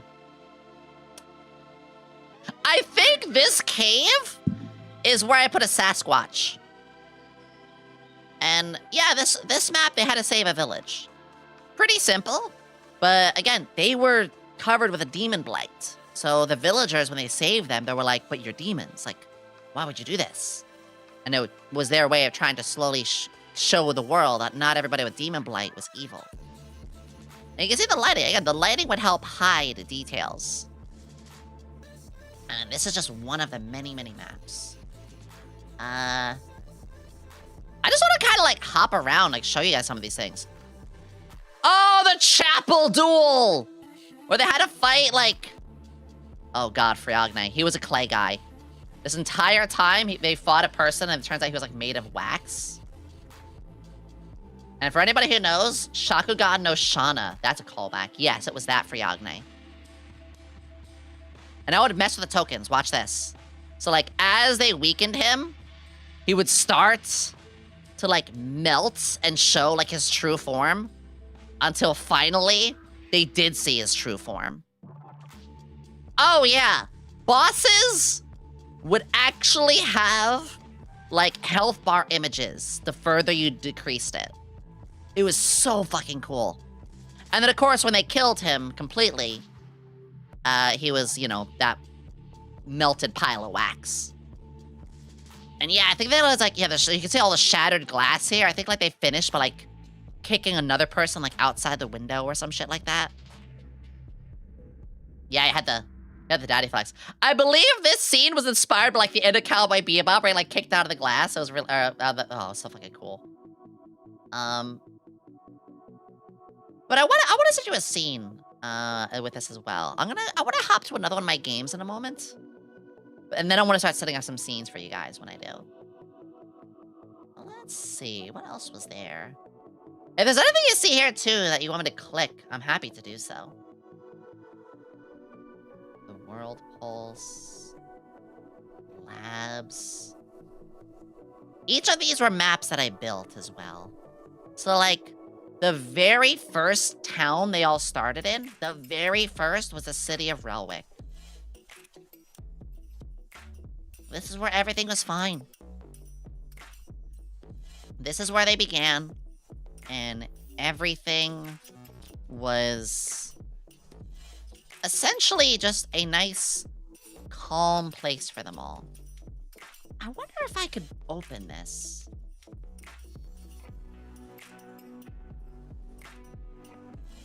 Oh, man. Okay. I'm gonna show you how some of my notes were for this. This is the very first city they were in. Here is how I would write my games. I would have a Word file. This was for me to give an introduction. This is how I gave an introduction. Green text was me, like, talking and setting the scene. And then red text I was broken up. So, like, I would play the themes. Sadly, I don't remember which songs these were. These songs were stored on, like, an old file. But this was, okay, play the song that is Relwick's village theme. Or maybe I have it here. Maybe it's in the jukebox still? Is it in the jukebox still?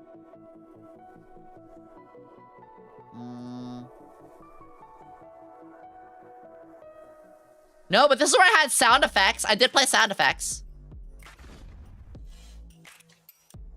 I did have a bunch of sound effects for the players.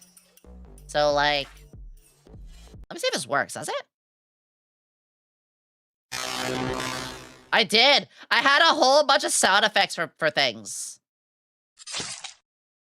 Both modern and regular.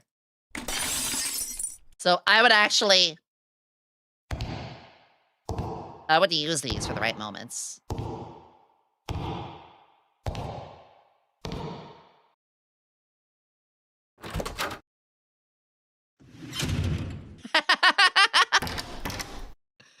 Yep. Even, yeah, so what's the word, oh? Yep. And for modern games, I had, like, things like this. Open in your... But these were just for, like, you know, the sound effects part.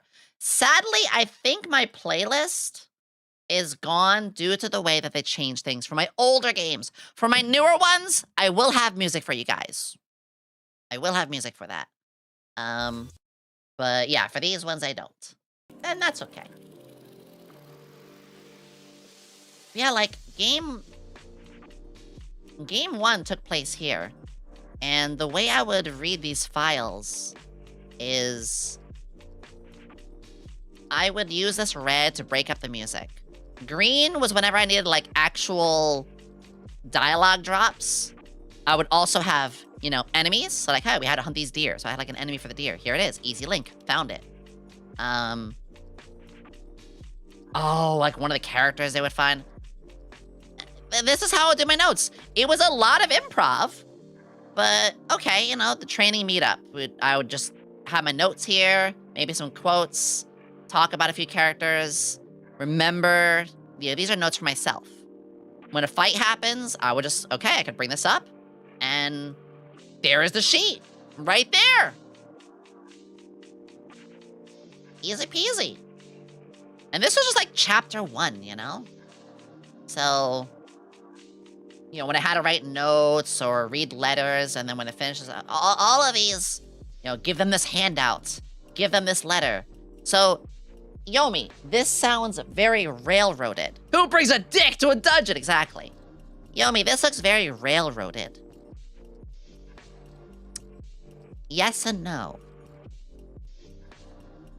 I had a very special way I ran my games. You guys ready for this? Give me a second. Give me a second. Let me just make sure. Here we go. Hold on. Like that. So these were all chapters for the games. Oh my god. This game is almost 10 years old. I would write each chapter per session. So everything that they would do for session 1 dictated how session 2 went. I did not write all of this at once. You can even see. You can even see how this all went. I don't know why someone's saying that, but that's fine. So... Chapter 2 was not written. It didn't exist. Whatever they did in Chapter 1 would affect and steer Chapter 2. So, when the game started, yes, I had a start and an end. However, the end is only there because of everything they did last session. So think of it as like, we're not laying every track in front of ourselves as we walk. It's... we walk on the tracks, we stop, and I lay out the next 10 tracks due to their decisions. And then we get to the end of those 10 railroad tracks, which is a session, and then I think, okay, they did A, B, C, and D. Let me lay out the next 10 tracks. That happens because of what they did.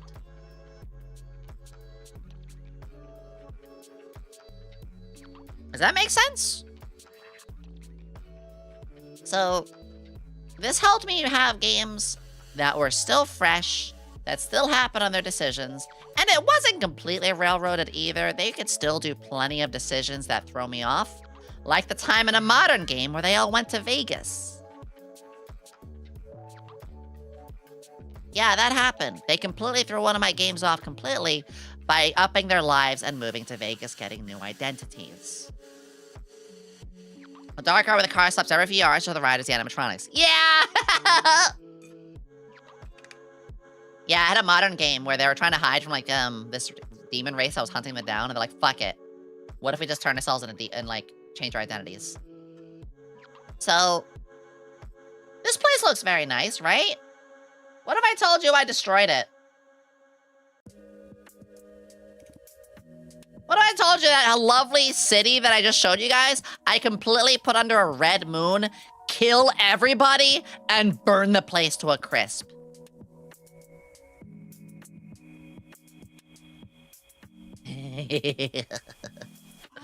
Yeah. Yeah, but they had families. They did. And then demons killed them. All of them gone. I feel like more people should know the difference between a linear adventure and railroading. True. I like that, Pumpkin. I like that a lot, Pumpkin. And the thing was, too, is lighting would help. So, like, this little spiral flame, they would only see the outside. They didn't see the way that I actually had this work here, so this actually helped them see it better. Or it made it a little more believable. It's what they don't see that makes it work. Jujutsu Kaisen before Jujutsu Kaisen. Is that where they were born and raised? Yeah, this campaign was based off Tales of Berseria. So if you know Tales of Berseria, oh, you know. And I made a whole bunch of stuff like this. So, it's a boneyard. I didn't remember this one. Oh, this is when they died.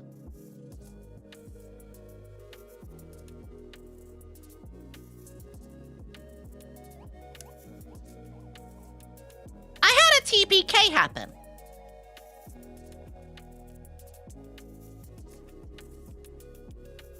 For those of you who don't know what a TPK is, that means total party kill.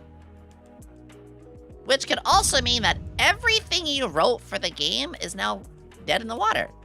All those amazing plots you put together, that's not really gonna happen now. You know, we're not gonna see the fruits of your labor. This TPK happened in the most insignificant way. It happened from a Tyrannosaurus Rex. No, it didn't happen from the big bad evil guy. It didn't happen from, you know, any major relevant plot related thing. No. This happened from a random monster roll, and it ended up rolling on a fucking Tyrannosaurus Rex. Granted, the T-Rex did have multiple heads, I think. Where I could find it. I wonder if I could find the image of it, because that was actually a really cool looking dinosaur. Oh, wait, I think I know where it is. Hold on. Let me go to my monster icons. Oh, let me show you my icons, actually. I'll talk about the TPK thing in a moment. I showed you how my icons work. These are all transparent, too. These are all transparent. So because these were transparent, these would work. These actually were... I'm trying to see if I can find the T-Rex. Look at this here. All of these were like transparent things. So like, let me just grab one here. Let me see, Blood Golem. See this Blood Golem icon? All right, I'm gonna see if I have this here. So that says Blood Golem. If I type Blood Golem, searching a library, searching, boom, there it is. There it is, fully transparent. And now I have that as a monster. I would upload a fuck ton of these. When a TPK happens, the campaign restarts, they get again on a checkpoint. Yeah, so I did something very special. I'm gonna show you guys that in just a second. I want to see if I can find this T-Rex, though. Because that was cool. Is it Dino? Oh, here it is! So, we had the acid T-Rex, which was an actual acidically burning dinosaur. We had the smoking T-Rex. And then perhaps the coolest dinosaur of them all, the two-headed fire-breathing T-Rex! Yes! This is what killed them. This is the coolest thing ever. I basically took a regular T-Rex and I photoshopped like fire and smoke and like mirrored the head. Coolest enemy I made in a long time. A Cerberus. And yeah, I had like an acid Rex and a smoke Rex. They all died in this battle. So what I did, going back to the, you know, your whole party died, then what? This is the boneyard. In Pathfinder, the boneyard is where you go to die. And you literally wait in line, and you can see all these souls. You wait in line. And then Weejoss. Well, I chose Weejoss. I actually chose 3.5 deities. This is the funny thing. I mixed Pathfinder and 3.5. Weejoss would weigh your soul. And so the players, you can see the players were here eventually. They actually got weighed, and they all got sent to Elithros. You know, they got sent to the good, and they got another chance with a permanent debuff. You even got a Psychopomp over here and over here. You got the little Psychopomp birds. I love Psychopomps. They're literally like Dr. Birds. Crypt Dragon over here. Let me zoom it out a little bit. Yeah, look at this, like, I actually was really happy how this happened. Or how this looked, too. There's a Nozoi! Yes! So I mixed 3.5 and Pathfinder together. And again, if you're wondering, you could kind of see it already. But, yeah, there was the fog. Let me delete the fog. And then, yeah, so every one of these little graves, all of these little sparkles you see, and of course the fog, all are how I put this map together. So like, let me move this, and move this. And you see there's a church piece. And then you can see I used purple lighting, because you can see the way I'm moving layers. You can see this, and then this. That's how I put this whole thing together. Pretty good! Pretty fucking good! It works! No Pharasma? I preferred, because I was just very brain-locked. I was very brain-locked on the 3.5 deities. You can make a 2-fighter, breathing T-Rex and Curse-Bone? Hell yeah. So yeah, that's when all the players died. I sent them there. It was a good day. It was a good day. What's this one? Who's this man? Oh, this was cool. This was like how they got into a city, but they could also like sneak around the side. Again, the snow maps went hard. But I would always put little special stuff. Like there was this there was a secret cave here that actually led somewhere. Only accessible if the players decided, well, first off, they weren't going to get in here normally, because again, like they were criminals. According to the law. Don't worry, they were not the bad guys. But I would build little stuff like this. And again, it was a lot of fun. You can see how these pieces go. Caught a shrimp! Shrimp! Let's see what else I can find here. Look at these are all like... Oh! Yay! Giant doll fight! It was not a very pleasant place. What about... Elmy Shores? Oh, the bamboo forest! Oh, the bamboo... I forgot I burned that down.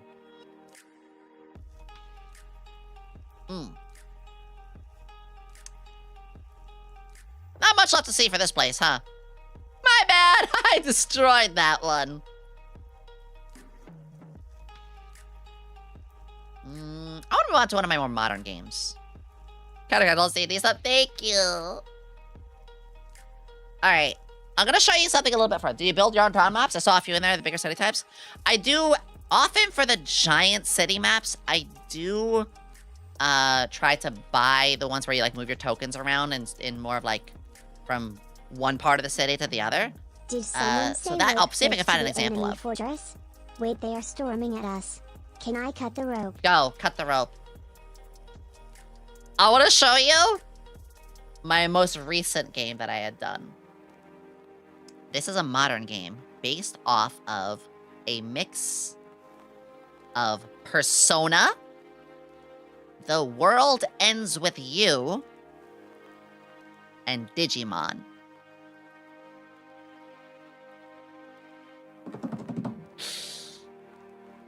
All those things I hope you like, because I introduce you guys, I made this logo myself, to Phantom Chasers. Oh yeah, the last I played, they leveled up. Let me put that on the GM layer. So this is the homepage. The homepage had the characters, these were the 4-player characters, on a smartphone screen, and they could actually change their dialogue at the end of every session. Blizzard. Now, their main NPC may look familiar, Abby. And also, their landlord was Chloe. Now, in this game, all races were modernly integrated.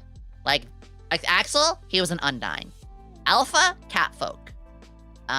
Mina was an Asmar. Abby, obviously a Goblin. Chloe, Serpent Folk. Now, some of these races I made up. I basically made like a Beast Folk template. Yeah. Now, here's where I got a little interesting with this. Let's grab, let's see. I can grab any one of these. Let's grab Axel for a second. I'm gonna make him nice and big here. Check this out. Now, who am I kidding? You guys want to see tits. Let's grab Allison. This is Helmchan's character. Let's be honest, you want tits. If the players wanted, like, let me go back to the, right here. So this is like a common expression. Look at all these. Flustered. Panicked. Howdy. Oh yeah. This is where really happy. The players actually could change their tokens to equal like whatever their roleplay expression was. Visual novel vibes. Dynamic expressions. This was like my latest game that I ran. And they also, like, look, also she wanted jacket off. And if she really wanted, full biker jacket on. Or if she really, really wanted, helmet and all. I had so much fun, like, making, and I would do this for all the characters. So, like, Alpha here, who's, like, in a bit of a panic state, same thing. Like, Alpha had all of these expressions, too. I will say, Alpha is actually a face claim from a game. I don't remember where, but my friend Maple, which we've seen Maple see up in our chat sometimes, played Alpha. The little tears! They stole my nuggets! No! And this isn't the homepage. This is just like where the players would sit when I don't want them to be spoiled and see stuff. Here's how this game worked. Here was the premise of this game. The 4 of them started to witness strange events that only got worse and worse. Paranormal things would strike. Which, by the way, every time a paranormal thing would strike, I would add it to the screen. The phantom masks, the murders, I'm not going to talk about that. Things were happening, and I would throw them in here. And also, yes, they would actually type on the after leftover home screens. And basically, they were trying to uncover the mysteries of their city. And it started off small. It started off with like finding out pixies and stuff. But in a modern game, what's the biggest problem? I gotta quiz you. One of the biggest problems in a modern game DM, what do you think is a really difficult problem for a modern game? Outside of, well, why don't they just call the police? Capitalism! Yes. This was Pathfinder, by the way. So literally just gold was dollars instead. Metagaming? No, that's just a problem in all games if people do it. Social media? Not bad. Scheduling conflicts? No, that's just any game. This was a modern style game. What does a modern style game do? Technology is solution to all problem solving. Close. Day jobs? Even closer. Okay. Keeping the party together. So, in a fantasy game, they're a traveling group, you know? You travel across the country. Simple. Guns? No, we had guns in this.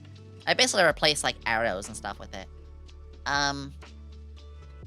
You know, they have their jobs. And they probably all have their own homes. And they probably all live in separate places. Solution. We're about to load up one of my chunkiest maps. This is where... Notice it says apartments. Solution. Have an apartment complex that they all live in together.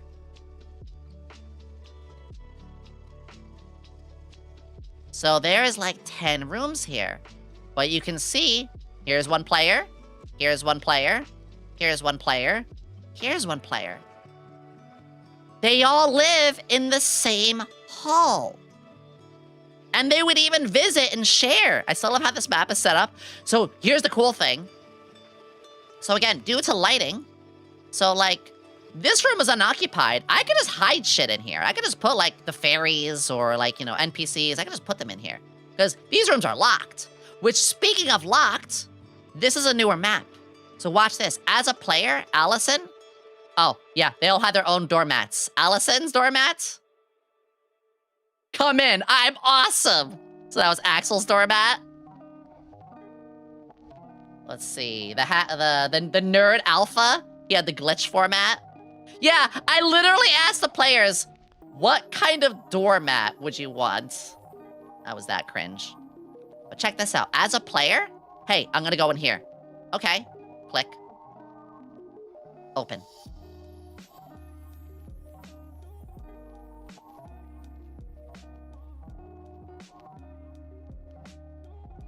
I close the door behind me. Close. This is important. I lock the door behind me. This is important. In a modern game, especially. Also, Helm-chan! Ah! My bestie! Oh. Wrong button, that's fine. Folder, there we go. Yeah, this was Helm-chan's character. There's a friend's theme for every section. Actually, no. So, as I'm showing this apartment thing, which also, yes, the players were able to dictate what their place looked like. So, like, I was like, what would Allison's kitchen look like? And Helm was like, burned. Understandable.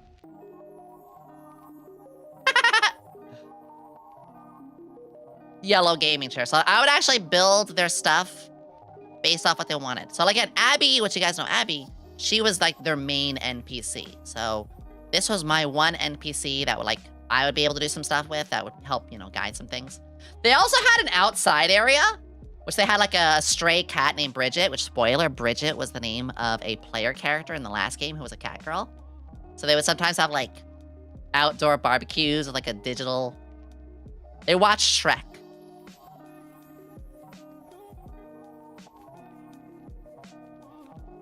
No, I'm not joking.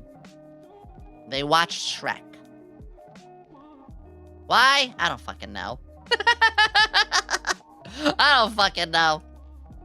Modern game, would you be, there's a DM. So, funny you mentioned the landlord. They did have a landlord. That was Chloe. She was a bimbo snake woman. Like, actually, she was plum fuck stupid. Typical bimbo pose. But she was fun. She's an OC I never got to do anything with. Bimbo snake lady, very fun, very genuinely like a very fun character to play. I kind of wish I was able to do more with. I wonder if I have her artwork. Oh, I do. Let me actually show her full artwork. Okay, mind the layering, but like, you can see. Sorry, I'm on the layer of the lighting. She had a gunbrella. Actual gunbrella. Wait, no, I had a journal. Wait a second. Wait a second, I'm about to get really cool. Check this out. Whoop. The characters had a journal. Hey, what does Abby look like? Just click. There you go. Hey, what's this about, like, companies and their names? These are the companies that run the world, cyberpunk style. Hey, who's this, like, Whiplash character? She's a part of this entire villain group called Black Gale, which is awesome. I actually had, like, a dedicated villain group. Like, who are these characters? Just click. As they meet them, they're there, and they would have their tokens, too. So the players actually did have... Holy booba.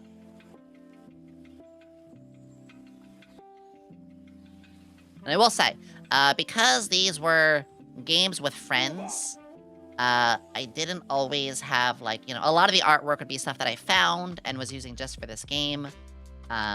It is not stuff... Like, this is a familiar face. Oh, once it gets shown. Oh, it's still showing. Here we go. This is probably a familiar face. But, like, it was only in my game and stuff. Okay, guys, I gotta go to the bathroom really quickly. We have an ad break. I want to start taking a couple questions and stuff like that, too. But yeah. Okay, I'll be right back. We're gonna take a little break. Get some questions ready as I show you guys more. I want to start talking. I'm gonna keep yapping. You won't shut me up. You'll never shut me up. All right, be right back.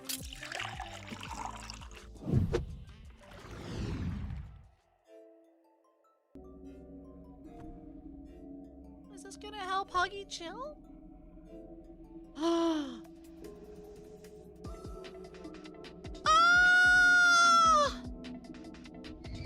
Oh, it's okay. Oh! Yes! Friends, please. I did say I wanted Huggy to join us and for things to get better. There's hope for all the others. There's hope for everybody. We got this. Oh. Oh, there's so much hope right now that maybe we can save all the other toys. I couldn't be happier. Hey, yo, what the fuck? No! You stole my... How? No! No! You are cute. Also...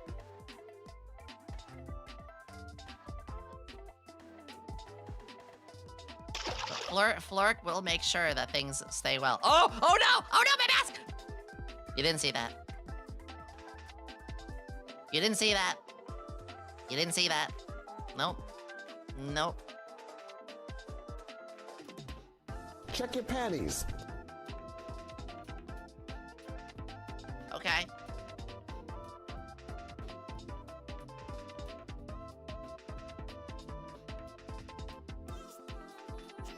Okay, I just did. I'm not wearing any.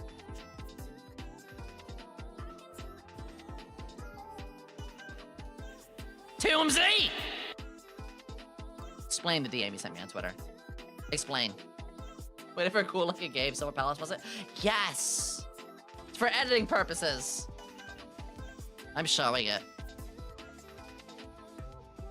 Ding, ding, ding. Dummy thick. I am dummy thick. I mean, listen to the clap my ass cheeks. If I just, like... You gotta remember, like, every time I come closer to you guys, you know, I'm walking towards you. Alright, I am back. Yeah, I understand there's a lot of other good systems out there. Or not systems, Super Duper's wholesome. I know! It means the world! Like, I use Roll20. I know Foundry is really good, and there's a couple of others. Yeah. I'm back. I'm back. Oh, the music stopped. My bad. Ugh. There we go. There we go. There we go. Anyway, I don't know why. I'm gonna this back over here. Boop. I'm back. To show you this one map maker, I have isometric maps that look hands drawn. Oh. So again, these are kind of left over in certain ways. I would hide stuff in the off screens. Oh yeah, they had a parking lot too. And here's the funny thing. Let me drag one of the characters out here. So like, okay guys, I'm heading out. Look at this. Complete. This was a funny thing. Piggy, thank you. Actually putting down. Like, let me with this little map token. You can see I hand drew like these little stripes, and I got a blue like handicap parking spot, and I would put these little what do they call these cement blocks for parking? Oh yeah, all of this was shit I put together for like fun of it. And here was all their like vehicles. They actually had, you know, their cars. It was great. Of course, Axel drove a motorcycle. Make it let it dodge traffic. I mean, you could. I even put traffic lights out here. And whenever we cycle the game to night mode, the traffic lights would go on. It was awesome. But okay, these apartments are cool. A lot of work, but how did this game work exactly? Let me drag you to something here. Ooh, this'll do. This'll do. Ooh, is the lighting on or not? Let me grab a character token. Do I have the character tokens? Shit. Give me a second. Main hub. I'm just gonna be using Allison for this. So we're just gonna grab Allison, right click, copy. And then we're gonna go back there. Okay, so here, this is a place where the characters were starting to investigate an old murder mystery. Ooh. Yeah, I gotta get into that. And there's the lights, look at that! It's so cool. We're in night mode. Oh, this was awesome. So they learned that a ghost, and here's how I divided some stuff. Like ghosts were thought to be a mythical thing. This was a bit of a hard part for this game, is I did have to tell them all the time, like what was fantasy and what was real. So about, okay, orcs, yes, you could find an orc on the street. Elves, yes. Ghosts, no. A lot of cryptid stuff. Most things that were cryptids ended up being in some way, like, you know, not real. But they would discover that they were real. Ooh. Time it takes to choose an adventure really changed how they played out? Yeah. So, there was a ghost, and the ghost was constantly haunting them. Not just them, but other people as well. It was a problem. So, they started to investigate, find out where the ghost came from. You can see, like, here's where they parked their car. And they would climb. They climbed down here. Now, as a DM, the lighting cuts off here, but I put this all on one map. So they would climb down here. Here's the ladder. Let me just up her lighting to like, fuck it. Let me just give her full lighting. You can see, here we go. So this is one map, and they could only see from around here, so. And then when they climb down here, it would lead into this map. And this was really funny, getting all the graffiti. So you have the support pillars, the graffiti. There was a monster they had to fight here. They had to fight, like, I forget, some sort of, like, sea creature that was trying to grab them. And then they get to the door. And they pick open the door. I forgot if they picked it open or they had a lock. Or they had a key. But they open the door, and they literally had to go into the sewers. We had to go stinky. And this was actually a pretty easy map to make, because I mostly was grabbing these little, like, grate tiles and putting them over these sewage things. So you can see it actually was not that hard. I gave myself a little bit of a shortcut. And, they can go find whatever way. They had to shut this off to stop. They had to go to this to shut some river flow off. There was a monster inside the sewers that struck them here. Then I make a check here, go around. They were in here and started finding bodies. They had to shut this off. And when they shut both off, it opened this up. Oh. Guys, I have a package I gotta grab super quickly. Sorry, give me 1 second.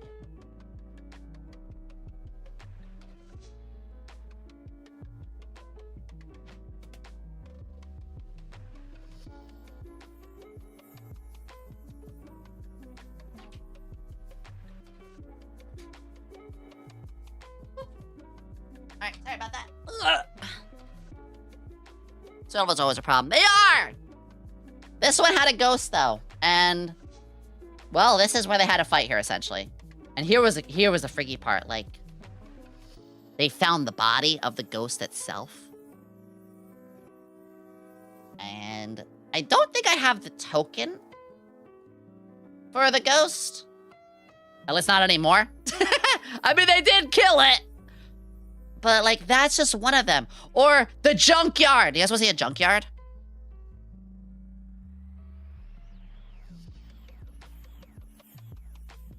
Imagine being told, there's gnomes in the junkyard!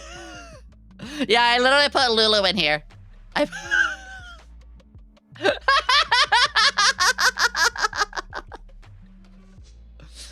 put Lulu, and okay, they were told there's leprechauns. That's right.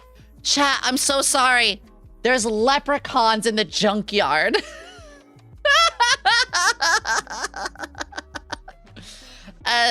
They had to fight these junkyard leprechauns that were summoning a bunch of things. Eventually, when they won, like, Lulu turned Vigar into a chipmunk because that's very typical. Literal League of Legends.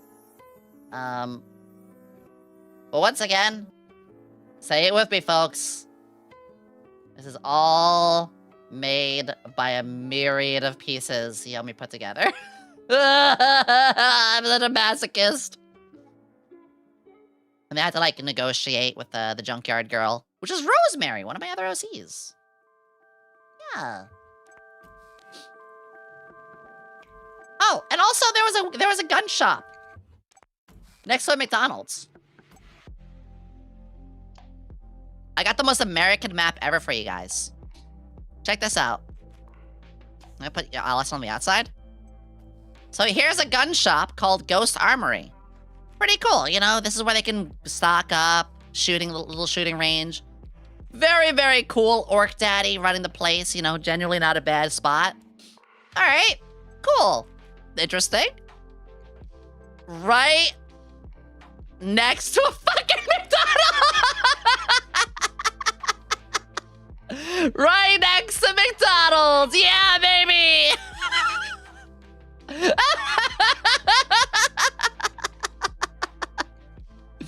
Did a bigger parking lot for the SUVs. There was in the back, I think. You know, I didn't really fill like every little part of the map, but yeah.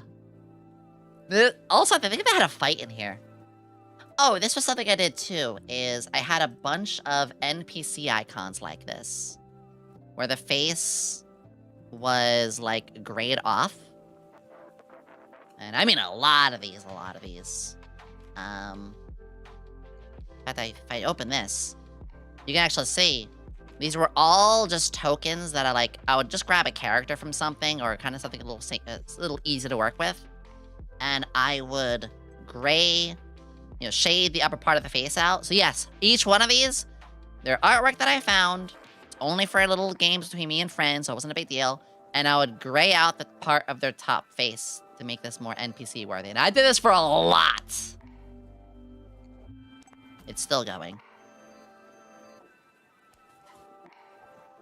It worked though. It genuinely worked. Fast food fight? I think it was a guy who gave himself drugs.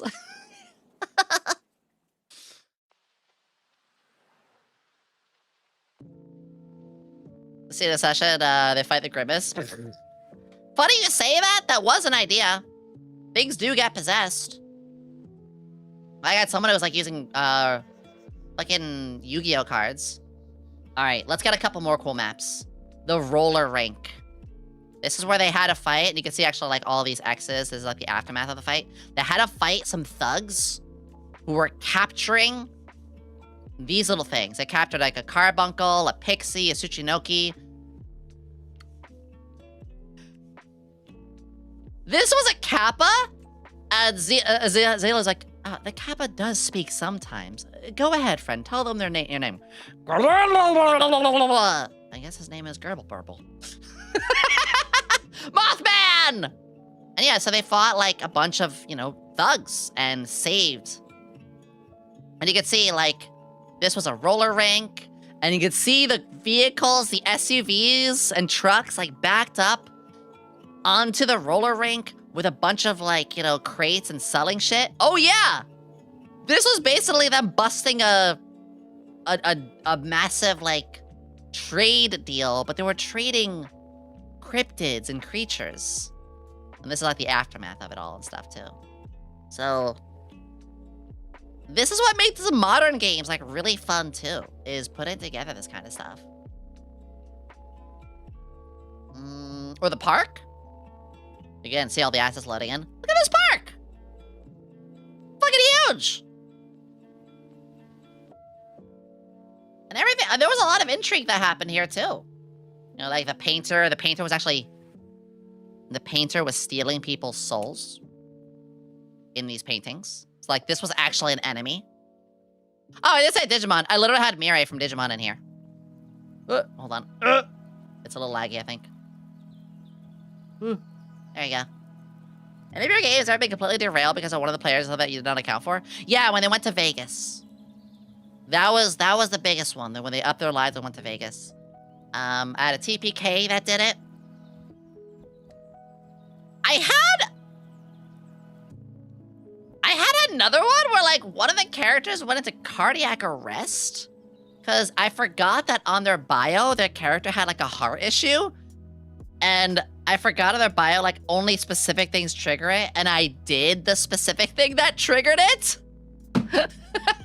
So like character was put out of commission for a while. I was like, shit. What is this D&D? This is D&D, but these are like modern stuff. Pathfinder for this system.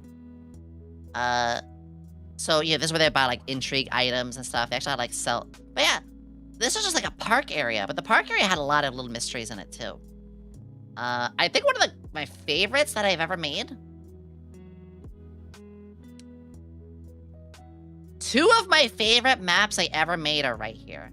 I'm gonna show you the most like realistic bowling alley you've ever seen integrated into D&D. When someone thinks an arcade or a bowling alley, this is the carpet you think of. You made these? Yeah. And again, literally, like, I moved the token here. You can see, like, all the stuff underneath. Every bowling ball here was a separate item. Just to make this bowling piece together, I had to grab a double rink, a computer monitor, an octane tank that I moved in a certain way, little black shadows. Yeah, all of these assets together make the perfect bowling ball delivery device thingy. Yeah. You made it super complicated. It's fun. I love doing this kind of shit. Even the parking lot. Yeah. So this was a full bowling area, which, why did you need this, Yomi? Well, there was shit that went on in the back, behind the, I think they called it the 88th lane. The 88th lane that no one ever uses. It leads to the back, and you can see, listen, any player who sees boxes and crates perfectly lined up to a grid with moving space, you know this is a battle spot. Difficult terrain. You can go up here or the upper part where the pins are. You can lock them from leaving out of the maintenance area.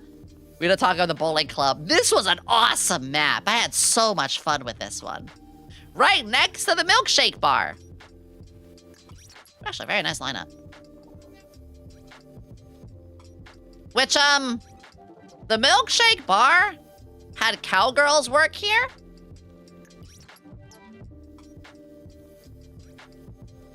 So I wasn't afraid to get a little cheeky in my games. The milkshake bar had a VIP area. Why is there a seat with a table and a stripper pole?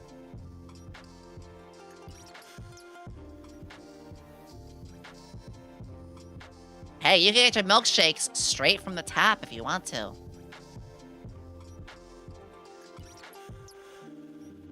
Yep. Yep. I wasn't afraid to be a little cheeky. And, let's see. Oh, I love this one. We didn't really use... This map was only used for, like, meetups. Look at the diner! Look at the diner! And before you say it with me. Yes, these are all individual pieces. Yeah, I did it again! Oh, there's the grimace. See, I love the 1950s diner aesthetic. I love this aesthetic so much. Again, the tokens. That's what I do, you know, I'd set up patrons, put people around. You know, just make it look like a little spot. I did make the Angela. She was a vampire. She was their vampire waitress. Yeah. Okay. One more on this place. No, two more. Who here plays Dead by Daylight?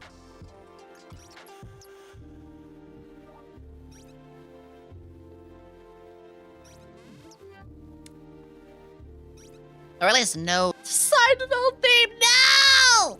I used to play DBD myself quite a bit. Well, let me stretch. I played DBD once or twice, probably like 4 years ago. Yeah, I used to play quite a bit, like 5 or 6 years ago. I was a Legion main. Cute diner. Thank you, robot. I'm gonna bring you to the Japanese museum. So in the Japanese museum, this was another one of the things of intrigue. This was a 3-session story. It was about a group, a gang, that all wore masks. But the masks seemed to possess people. At first, it started off with gang wars, and then the party began to realize, well, wait, it seems more and more like the people that are, like, a part of this gang, they're only being possessed by a mask. And that started with them trying to find the source, and a couple more battles and things like that, and trying to free their friends, only to finally end up at the Japanese museum. Because you see, the masks were brought forth by the Oni. The Oni was upset that people had built upon his burial grounds. And so, in this museum, this is the aftermath. So you can see all the players, the police are here, you can see everyone wearing masks who are, like, not dead. You can see they're incapacitated. The players were very non-lethal, and I liked that. They were good people. They defeated all of these. This was inside the museum. But what's this out in the back of the museum? Well, that's a generator. That's a generator. That's a generator. That's another generator. They were being hunted by the Oni, and the way to win was decreasing his HP enough and then destroying his mask. But the mask only got revealed when the players illuminated 5 generators, stunning the Oni, revealing the mask, and only then was he vulnerable and could they kill him and break the curse. One of my wildest fucking sessions. And it worked. The players all played DBD. So, it was one of the most, like, I don't know, it was one of my favorite ones to give a call out towards it on. And it worked. It was a very DBD moment of my life, yes. It was a very DBD moment. But I love these little call-outs. I love giving them moments where the players are able to indulge in the things that make them happy. You know, if someone has a character that they really like in an anime, and I'm like, I like it too, fuck it, I'll bring it in. Or, you know, maybe I'm playing League of Legends and like, oh, I really like Piltover, I like the steampunk stuff, so I make a city based off that. This was one of my favorite maps. The other favorite map of mine is the Abandoned Mall. Now, I think I showed this before. Well, let me put you on the outside. The players had one of their friends get kidnapped. I had Yakuza in this game. Kiryu-chan! I had some Yakuza in this game. Not the good kind. Not that there really is a good kind, but I mean, I guess it's more like great kinds. Yeah. And so what the players had to do is they had to sneak inside, essentially. And tell me if this is not the most, like, accurate depiction of an abandoned mall. So they unlocked it here. You can even see the doors. And you can see there's, like, some mold and moss and cracks. Information kiosks. There's the other exit. You know, abandoned. Like, this would have been a selling kiosk. And there were creatures in here. The wishing well, complete with coins and on the bottom. Also, yes, I did, like... Yeah. I hope you guys are enjoying this, by the way. Any questions, please let me know. Some little carpeted areas, escalators that went up to the next floor. An abandoned, like, bookstore. Like, all these are abandoned little stores. Completely destroyed here. Oh, this is how they got in. Is... one of their friends... said, you know, I sneak into the abandoned mall sometimes because I like to play the arcade games. They still work. I'm like, whoa, no way, really? And so, like, when the emergency happened, when they had to get in here, they contacted their friend and they're like, hey, we're not here to play the arcade games, but we need to get you in the mall. See, your connections pay off. So that way, they didn't have to break in, they didn't have to sneak in, they didn't have to, like, learn lockpicking, or, you know, they had an easier way. How much time would you put into an average map? Ooh. I would say about 4 hours. Like, this mall was, like, 8 hours. This was one of my, like, really, really good magnum opus ones. I made a Far Cry 3 escape map. But yeah, usually, like, one of my nights. So it was a realistic kind of hostess bars, padded building, construct, yeah. Here was the, like, the play place area.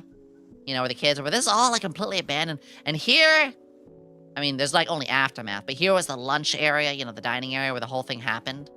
You can see the Starbucks, the McDonald's. So you zoom it out. And this is all the lighting, too. I love the lighting in this. Man. Honestly, I would like to reuse these at some point. Like, I want to run a modern game and bring the players into something like this. Is how you log over 6K hours? Kind of, yeah. The fly... I could really respect putting the time to get the lighting set up and the complex maps with these. Ah, thank you, Vera. Vera, I'm gonna bring you into whatever kind of game you want when this happens. Fuck, you know, like the art exhibit. This was fun. There was an entire, like, criminal, and trust me, my criminals, they were, like, absolutely ostentatious, like, fully dressed up, like, they were called Black Gale. They were actually comic-style villains. Yes. So they had heroes, villains, and they were raiding the art museum. It was great. Oh, I miss these so much. What is this one? Illegal weapons and meat disposal. Oh, so the players never had to do these, but if they ever wanted to,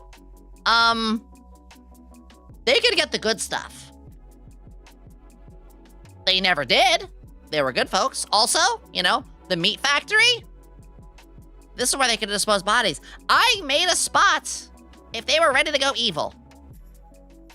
I also made a hobby shop. Let me grab that. I love the hobby shop. Comic book store. It's the comic book store.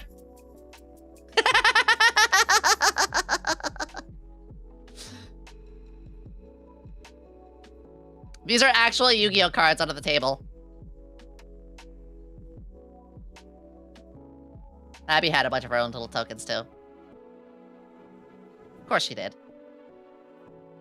Stop Scout Bagface! Yeah, I had Carly in here. I love Carly. So I was like, fuck it. She's gonna be like a semi-important NPC. Funny enough, she was originally just like meant to be a little goofy cameo. And the players were like, we love her to death. We want her to be more involved in the game. Like, okay. Meet your wizard of the party. She casts spells through her Yu-Gi-Oh cards.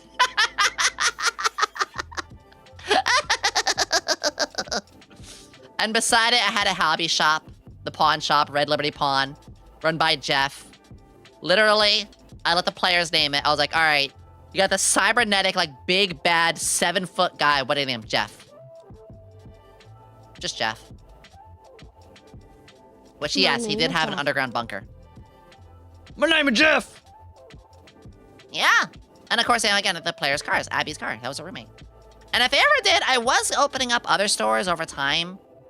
So, you know, if I felt like it, but I didn't really have a reason to make these maps right away, you know?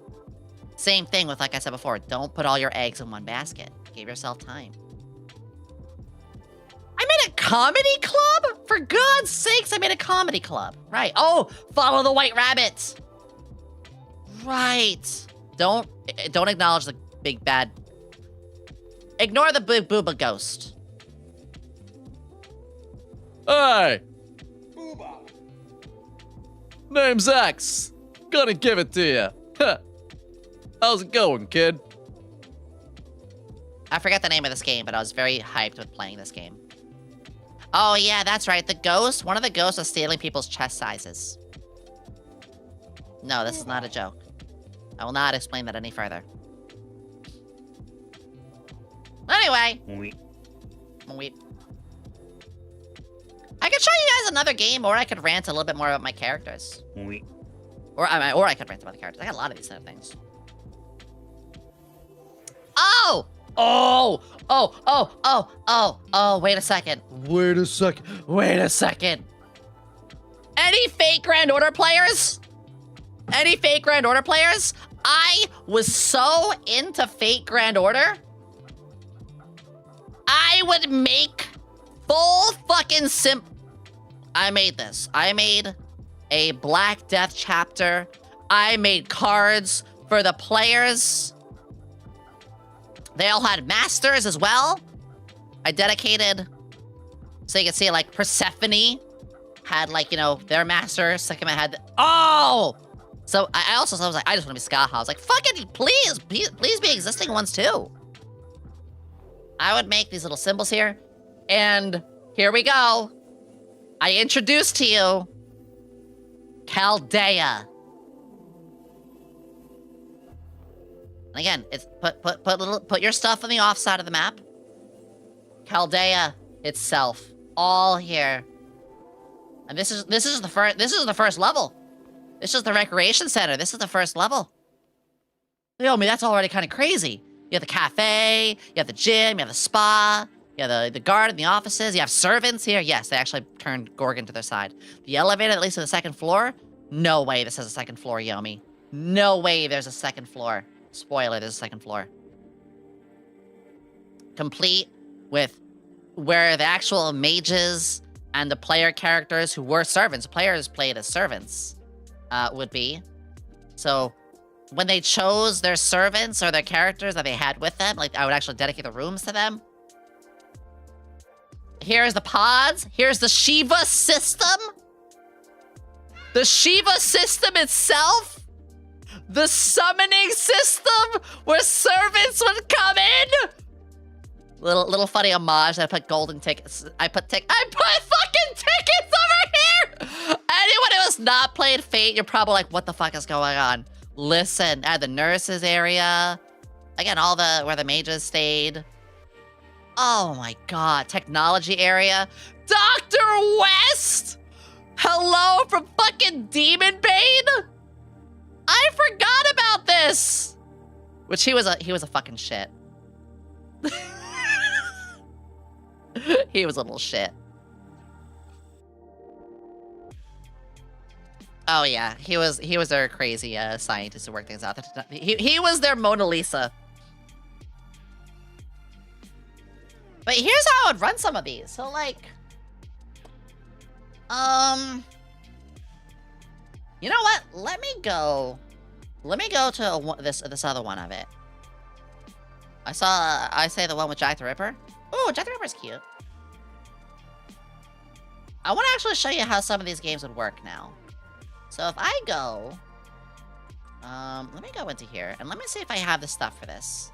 I want to actually show you how these games would work more.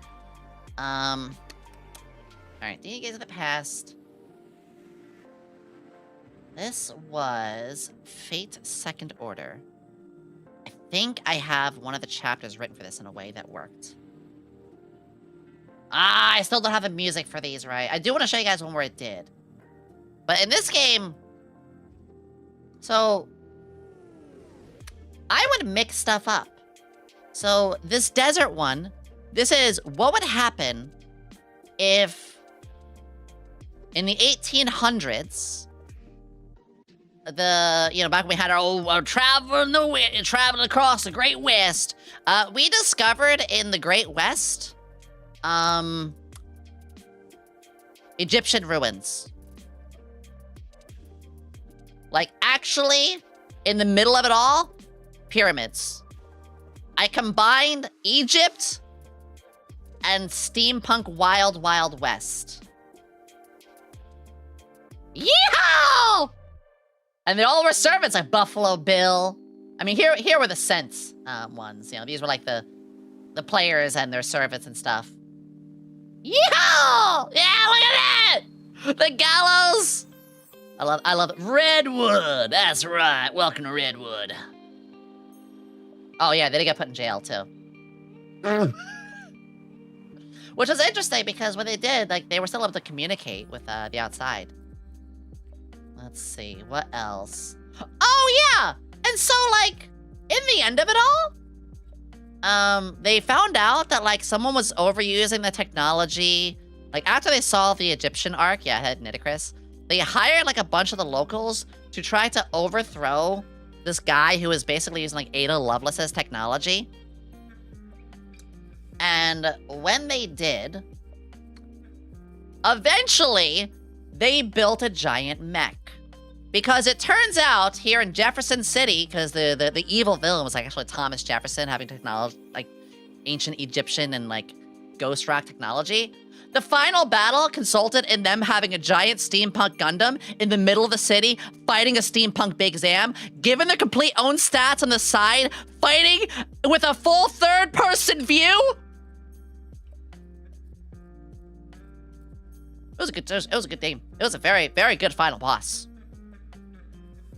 We went from guns to Gundams real fast.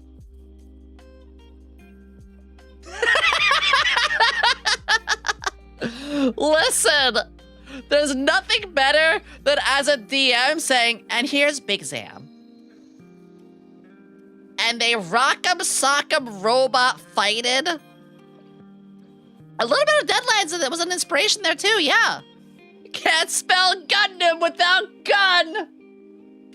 I love these kinds of games. I love letting my brain just go off the rails, but it all makes sense when it gets there. Man. And I mentioned the pyramids. So fuck it, I'll go back a little bit. You know, they did have to go through the pyramids. I think I actually have. Oh, the Temple of Amun. Oh, that's not the whole temple. Where is it? That is not inside the temple. Ah, here it is, in Icarus's tomb. That's right. I gotta let them to actually travel in ancient Egyptian ruins. Now, I did actually borrow this map. And then, like, you know, put my own stuff in it. But again, it was just like me and a couple friends, so that was okay. What else? Man. Oh, over time, I did have the Battle of Sengoku. The War of Many over Powerful One, Sengoku, Japan. Yeah. They were working with Nobunaga Oda in order to overthrow Gilgamesh. One of these things is not like the other. For anybody who knows, one of these things is not like the other. And basically, they were trying to save history to stop Gilgamesh from overtaking the entirety of Japan. And yes, I actually turned this into a fucking... What was it? What was it? Oh, shit, I'm starting to forget the name. But one of those, like, one of those war games. Total War. Shogun Total War. I turned this into Shogun Total War, basically. Oh, this was cool. So, like, they woke up and, like, all these guys were dead. And you can see, like, this was actually one of their camps. Man! Is this how they made the camps back then? Oh, I also did giant battlefields. Oh, what happened? Oh, bad. Total War. I love Shogun Total War. I didn't like the second one as much, though. Yeah. Just imagine, like, being a servant, like, in the middle of a fucking war!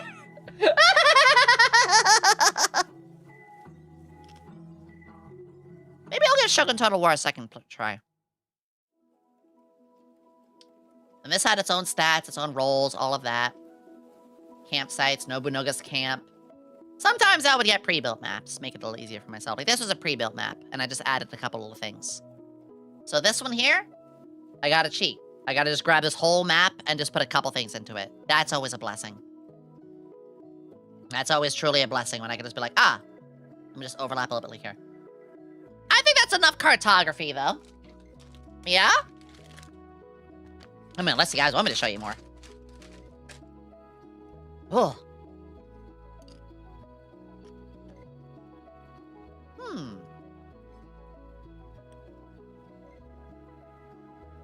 I do actually have one more I want to show you guys.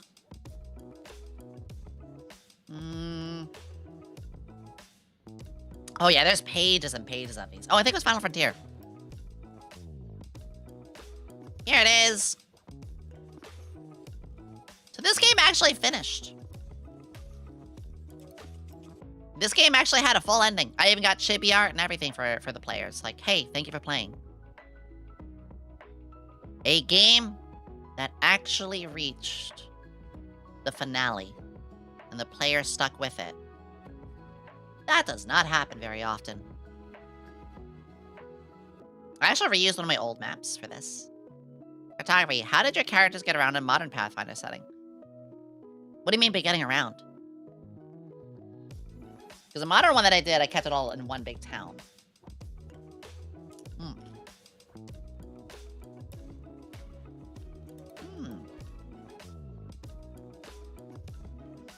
So I had the player characters here. This was inside their caravan. They would travel a caravan, so I actually made a little caravan for them. This car tire. God damn, they walk everywhere. I mean, they all had cars. So this was actually the final battle involved them fighting Tiamat. Like, actually.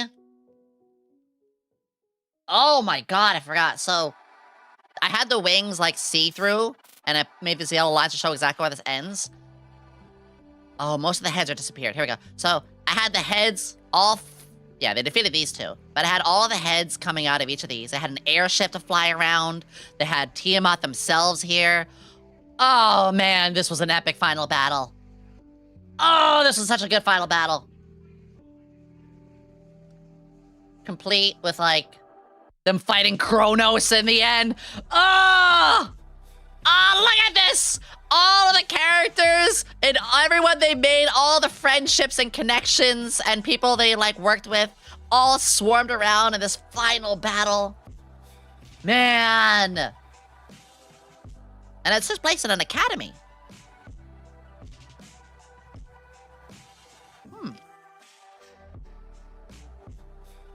So all took place originally starting off in a fun little academy. Like, an academy for heroes. So, like, I'll go to the second floor. You can actually see, like, these were classrooms. You know, they had a shop for magic. They had a faculty office. Yeah, these were all classrooms for the characters. And here was, like, the big meeting room. So when the characters... That's Draven! More Draven. Had a cameo with Allison, but she was a princess. Oh, all these familiar faces. Like, this was the final meetup with, like, all the characters they had met and made friends with, and all, like, leaders of different countries and stuff like that. You can see, like, all neat leader attires and stuff. And this is where they put everything together for the final battle. It's so cool. About amount of time, they're all the Titans? Yes. Or at least a small amount of them.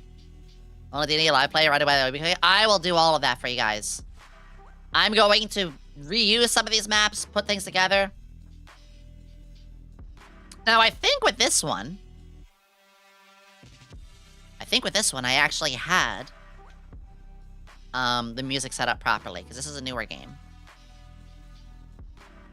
Let's see. Let me find something. Final Frontier. Found it. Chapters. Please tell me. Let's see. White Phoenix Academy. I did! Alright, I'm gonna pause the music here. And I want to show you a little something. So here's how I'd run these games. I've been waiting for you, Star Fox. Not this one. Hold on, let me get the right word file. Close this one. Close this one. And open this one. Okay. Word file open. Here we go. So, pause that music. As I would start the game, I would have this file here. And you would see this YouTube link. I'm just gonna click it. Or, I mean, oh, I'd have to put the play skip function in. So I would play this music, like, in the background. And while I was doing that, I would read off what this says.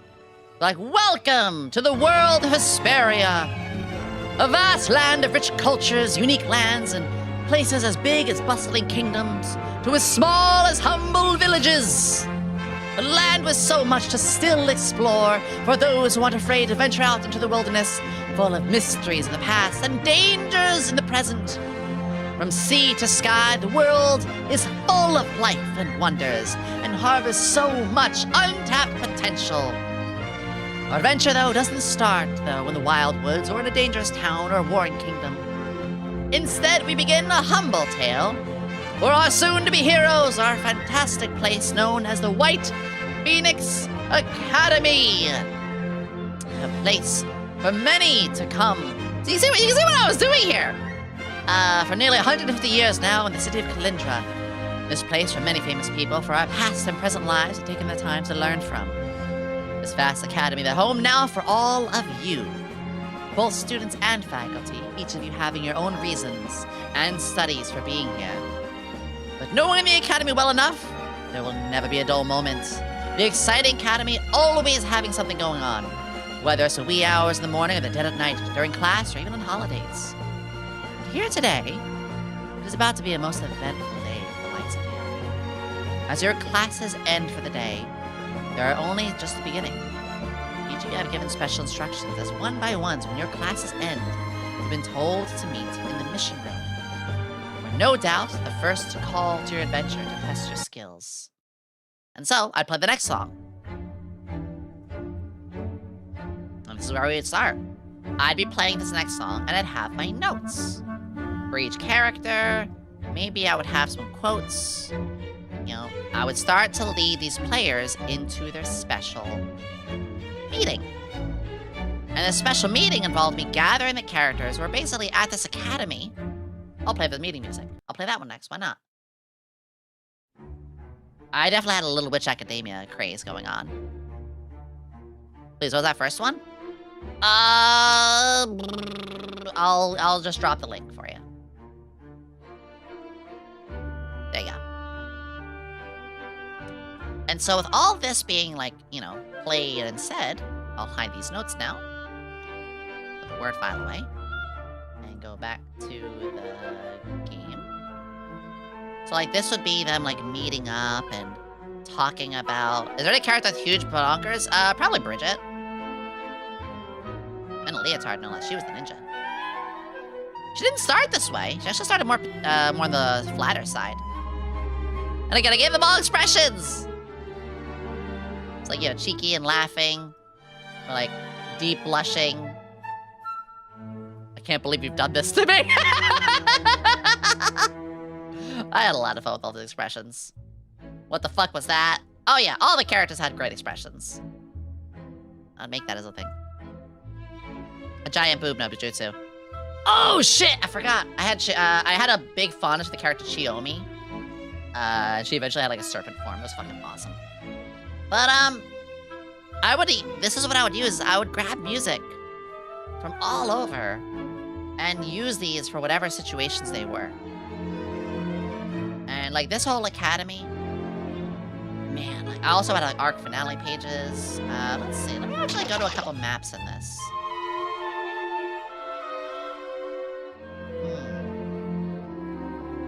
What's in the Kingdom of Virgil Streets? Oh, this was cool. So this took a little bit of time to put together. This was the Kingdom of Virgil. It had a big celebration going on. You know, people like singing, dancing, merry. Horn. But this would also use, again, like music in a variety of ways. Have you been reading, watching Witch Hat Atelier? It's fucking cute and one of my new favorite mangas. I think you would vibe with it. Ooh. I'll have to check that out.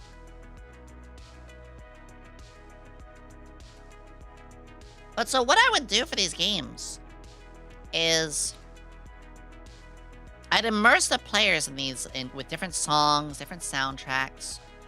Let me open up another one. Let me find another. Here we go, Kingdom of Virgil. We're in the Kingdom of Virgil right now, so let me open up their music. Here would be the music for the Kingdom of Virgil. Let me turn the limiter off. I had Fate music, funny enough. And very fitting for like, the Kingdom of Virgil was very much like the knights, valor, victory, you know, castles sort of city. Very fun one, actually. I think I have a couple more. Kingdom of Virgil's castle. The heroes eventually did get a chance to go inside the castle. Which I split into 2 floors down the middle. And this was the music. This was the music that played on the outside of the city. But if they went inside, let me find castle itself.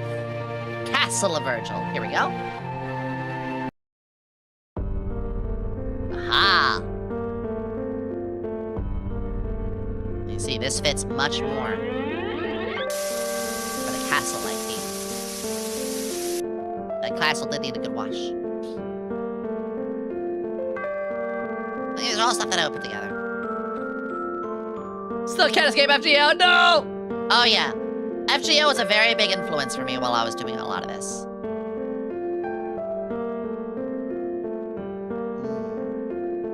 And all of these had, you know, special... Oh my god, I had a Halloween session.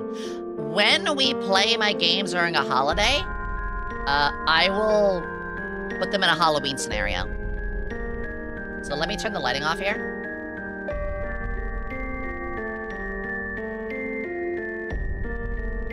Oh. Okay. Okay, ready for this? Let's see. Halloween. Let me open the Halloween chapter.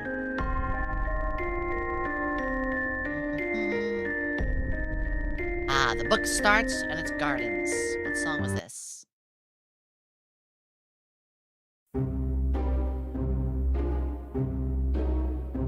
They opened up, they found all of their, like, allies. This is the Halloween game. They got sucked into a book. They found their allies dressed as the Mad Hatter, the Hare, and Alice. Needless to say, Adele was not happy about this. I sucked the players into Alice in Wonderland when we played a game on Halloween Day. Complete with haunted woods. And, oh, that's right. They fought with a bunch of undead, but the undead were like sentient and like they would have the little dances. They became headless because they fought the Headless Horseman.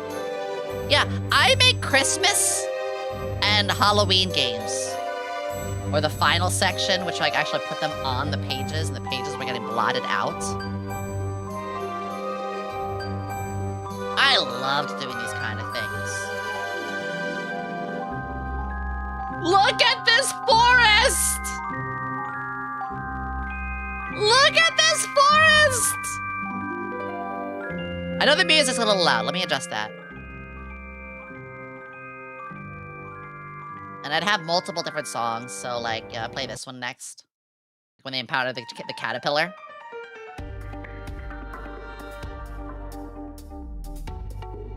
Oh yeah, every character had themes.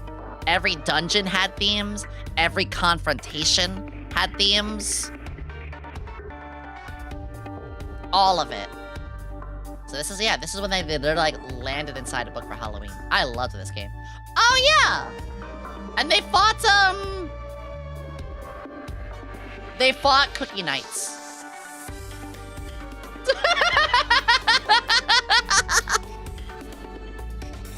Enlarged person, you know, they're bigger. There's Yomi, but Yomi like as the caterpillar. I did a Christmas game too.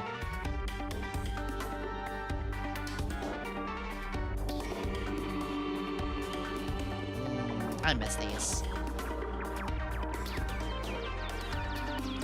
Oh man!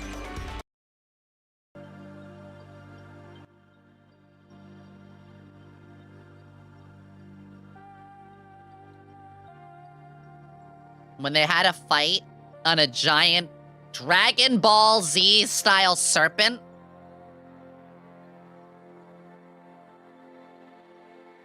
Oh yeah! I would make cities and then I would burn them down. Battle on Snake Way! I think the first ever dungeon I sent them in was very simple. It was just this little well. There was a city of Vistra. And there was something going on in the city. They eventually found out it was the well. So they went down the well. And it was very simple. You could either go this way, find some goods, or go this way and navigate down, fight, and, you know, find the issue. Very small. Baby's first little dungeon. Went great. Oh, the cultist town. Now here's a thing. Who's that?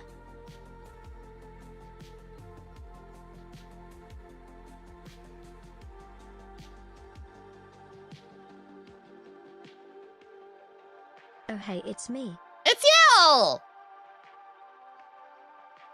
I would also be your next live 2D model. Again, I did include my NPCs in like some important spots that I just really wanted to do something with. And, you know, Kana's one of my like most precious ones, so I had to put her in there. Put your cloak back up, thank you. This is really fun, actually, with this one. This was a cultist, overtaken cultist, like, city. Which was, like, digging up ancient bones of a dragon. And yeah, they basically had to, like, overthrow the cultists. This was awesome. Ah! excuse me. Chat, I want to know, do you want me to go on about my OCs a little bit? Do you want me to show some more campaigns? Do you want to talk about your D&D stories? I feel like I've been showing you guys a lot of like my maps and potential and stuff, but I want you guys to be able to steer this a little bit too. Which one do you think would be the most fun? The one where you guys would be the most, this is gonna sound really corny, the one where you guys would be the most engaged in. I'm gonna be fully honest, it's been a little on the quieter side. You guys listen to me ramble and I love that, but I also want to bounce some stuff off with you guys. Oh. Ooh, we'll show you for dinner later too. I don't mind a little quieter streams, it's nice with that. So the game systems you played. Let me take some water.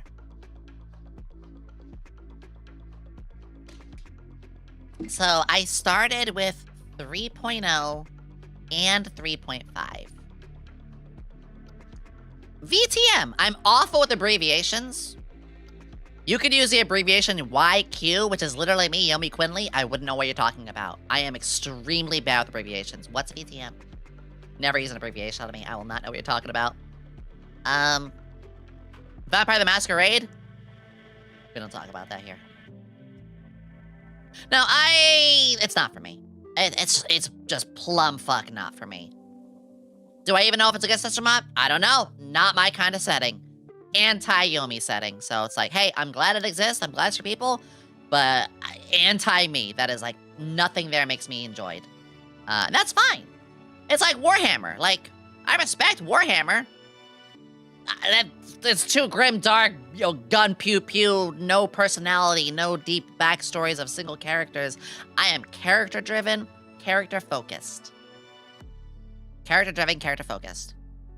I played Warhammer 10 years ago as the RPG. It was the fantasy one. And 2 players died in like 20 minutes. And none of the characters got any sort of love. And I was like, wow, I hate this. I like to see the characters reach the end. I want them challenged. I want them to have their ups and their downs and to have losses. I need to shut off my VTube studio for a second. It is broken. Give me a second. But what matters the most to me is roleplay, roleplay, roleplay. If I'm in a game where there's like no roleplay, I did say I was recalibrating, sweetie. 1 second. If there is, like, just... There we go. If it's just all, like, grim dark, and we're just rolling dice and busting on the door, and, like, everyone's dying left and right, it's like, I hate this. Do I respect it? Sure. Sure, it's out there for somebody, just not for me. Not at all for me. Battletech. Allows your character to die in character creation? That sounds like a waste of time. That you just saying that makes me go, wow, I hate this. Just a couple chippies, little puffs of chips. I'm not saying anything's inherently bad like that, just I know, I can't. While I didn't really do much TTRPG, though I still want to, I had a long-running roleplay campaign in FF14 with some friends in which I played as a law-friendly Power Ranger, and it was so much fun that my friends, including my partner at the time, yes-anded themselves as fellow costumed superheroes. Oh, I respect that. I mean, I do that kind of stuff sometimes too. Oh shit! I forgot! Any Warframe players? I got one more for you. Oh, I got one more thing for you. Let me see if I can find this. Secrets Beneath the Surface. I think that was the name of this chapter. Oh! No shot. Let me find this. Was it this one?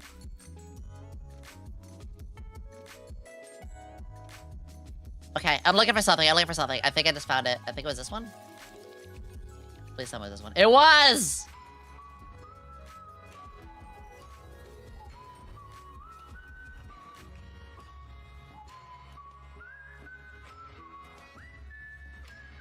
I discovered something from Warframe and got inspired. The place beneath the surface, where those who have been indebted so deeply have to sell off parts of their body, become machine, and help with the cogs of progress. The lost secrets beneath what everyone thinks to be a beautiful, luxurious steampunk central lies a hideous secret. And the heroes were sent here. You can see it with these with the NPCs, like these fit. I made Solaris in a fictional D&D game, because this was a steampunk area.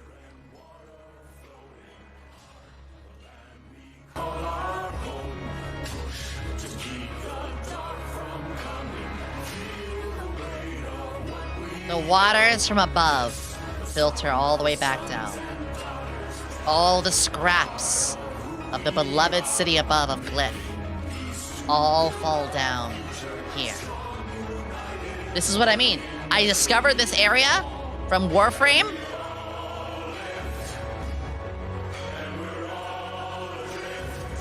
See all this? Wait. Maybe I can find the trailer. Let's find the trailer. Here we go. This trailer inspired me so much. All right, guys, watch this with me. Down beneath the city, where everyone lies in wealth and rich, there sits a place. People literally sell themselves into, it's the only way to pay off debts. This one video inspired an entire arc in one of my games. Goated song, truly, yeah. Yeah, see, everybody is like, mostly machine. They're all workers.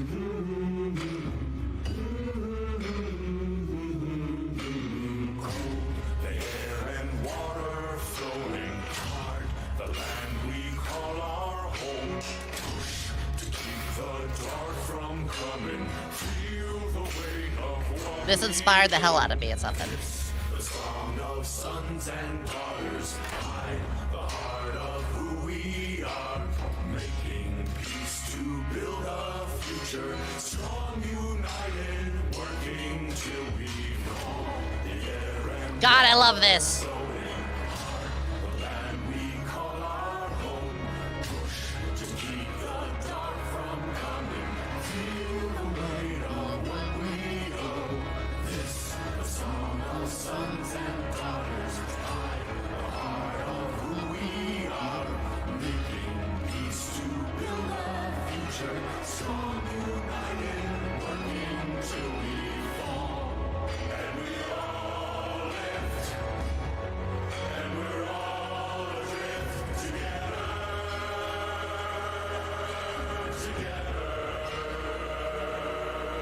So, this one place, this one video, I was like, oh shit. I have an idea. And so, the party was in, oh, where was it? Welcome to Venus. Glyph. It will kill you. Here we go. So the party originally started here. They crossed the bridge. A very cool steampunk bridge I put together. I love this bridge. And this is like their big welcome. They're like, whoa, look how luscious and beautiful this. I mean, I did destroy it eventually. My bad. I did destroy it eventually. They deserved it. They deserved it. And yeah, this city, I mean, you can see how destroyed it is now. The Oh, the ERGOT program! That's right! We got Warframe! We We got League of Legends! Yeah! And the party, let's see. Spy operation. Yeah, they had the Opera House, which the Opera House is like where they had the final battle. But all of this happened.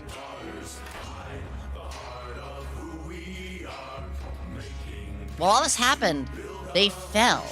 And this is where they fell. A place completely inspired by Fortuna. Welcome to Venus, it'll kill ya.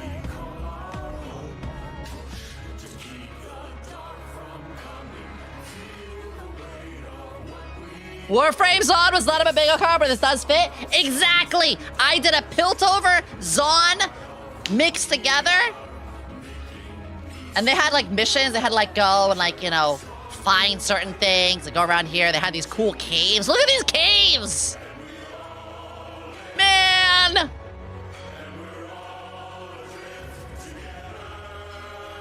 There was this. And they had to go through like these really corrupt underground, you know, caverns. Oh, this was so cool! And they eventually, while they were down there, the city above was in shambles. So let me like move this over. So imagine when they're leaving the place and they see the bodies of above. The bodies of the prosperous city, you know, Piltover. Well, Glyph in this case, what I called it. Raining down the rivers. I'm like, what is happening above? We're escaping from below. What the fuck is happening? You know, they climb the ladder, so I bring them over to this map next. And now, like, you know, they got up higher, and they see more bodies. They climb up again, and then they start to see the golden cogs. I'm like, ah, we're close. We're in the city of Glyph. We've made it. What lies on the surface? Is the city of Glyph safe? What could have ever possibly happened? And that's when they arrive to the city they once knew in absolute shambles. Overtaken. Because they were gone. They were not there to save them. Man, it was so cool! But eventually they hid, and they put together a group of rebels. They put together a bunch of rebels, a bunch of familiar faces. Oh, they went through prisons to get their friends out. Oh yeah, they even saved their friends and fought Urgot. Like straight up, look at this torture chamber. This is the motherfucker they had to fight.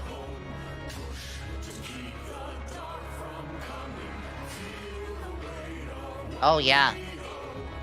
I go hard with this kind of shit. It was literally like almost like an obstacle course. I'm like going around trying to escape him from trying to kill you. For a wild RPG plot, I can see this happening. Like fighting him. Yeah, this is one of my favorite plots. All time of all of my games ever. This is one of my favorite fucking plots. Yeah. Oh, you said it perfectly. Alma, terrifying. Just wandering up from below, only to see the apocalypse has taken place. Man, it was so good!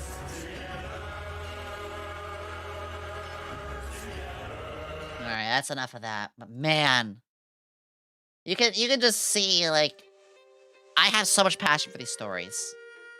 Oh, I have so much passion for these stories. But yeah! So my favorite system of all time is Pathfinder. I love playing Pathfinder. I love how many settings I can do. Like this one game alone, we went from steampunk to an academy to, you know, like basically an oriental, almost like ancient Japan, to medieval knights, to old crypts, to the shadow planes. That's right, I sent it to the shadow planes. To...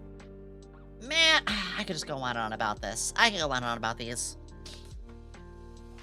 Good old Shadow Realm! It'll kill ya! Oh, also, I corrupted time. I completely shattered time and sent them into all of this. Follow systems, risk, Robotech, TMT. Ooh, I do know a lot of those, yeah. It's Mount Haku. I don't remember Mount Haku. Oh! Wait. Didn't I do 2 versions of this?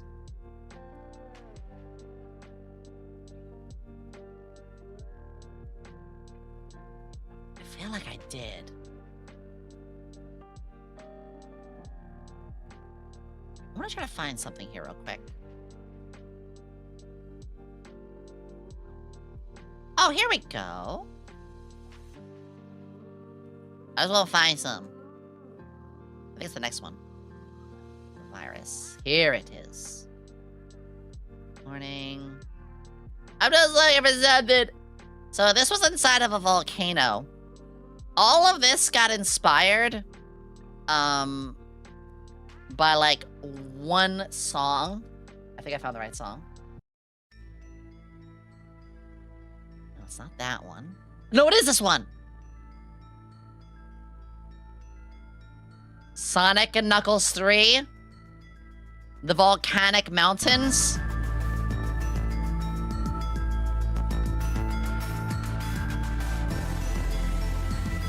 So you goddamn right, I set them inside the Volcanic Mountains.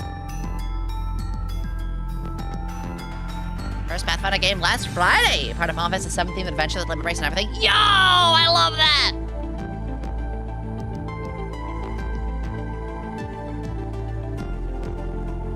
This was very special to me.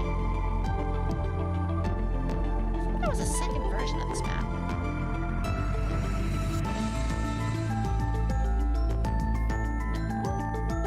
I guess not. I thought I had a second version for this. Good listeners music in the gym? Yeah! And I love this. Like, there was, like, you know, there's another group inside here that had a fight, but, like, you can see this is where the final boss was. They had a fight over, like, these lava platforms. And also when the lights went out. So eventually... Oh, this is a cool thing. Eventually the volcano was snuffed out. And when it did, what else would I play? No, that's not it. Hold on. Up against that. I gotta find it. This was used for one of the fights inside of it. And then...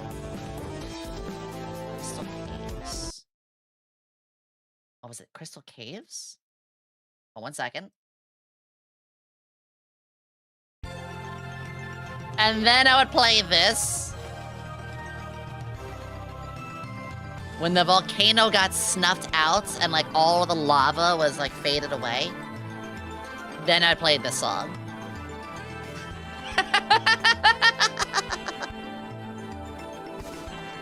That's right. Proper feudal Japan area. Hidden Palace, yeah! At a proper feudal Japan area. I'm sorry, I keep gushing about my maps. I'm sure you guys like this, though. You want to hear me gush? You want to hear me gush? So let me play the song for the streets. I believe it was this. Yeah. And this is a fully built... Oh, yeah, they got attacked by some of these things. It's interesting. So this is all one campaign. You keep seeing the same characters. The point of this campaign... Okay. Yomi. Why did they travel? Oh, here we go. You ready for this? Let me go back to here. Yomi. Why is it that they traveled to the steampunk area of Glyph? To, you know, a more orientally style, you know, ancient Japan, feudal Japan kind of area. Why did they travel over to lands of dragons and deserts? Why did they go to the more, like, knights and chivalry and castles, places of the kingdom of Virgil. Why did they... Oh, they also went to like a snowy area. Why did they go here?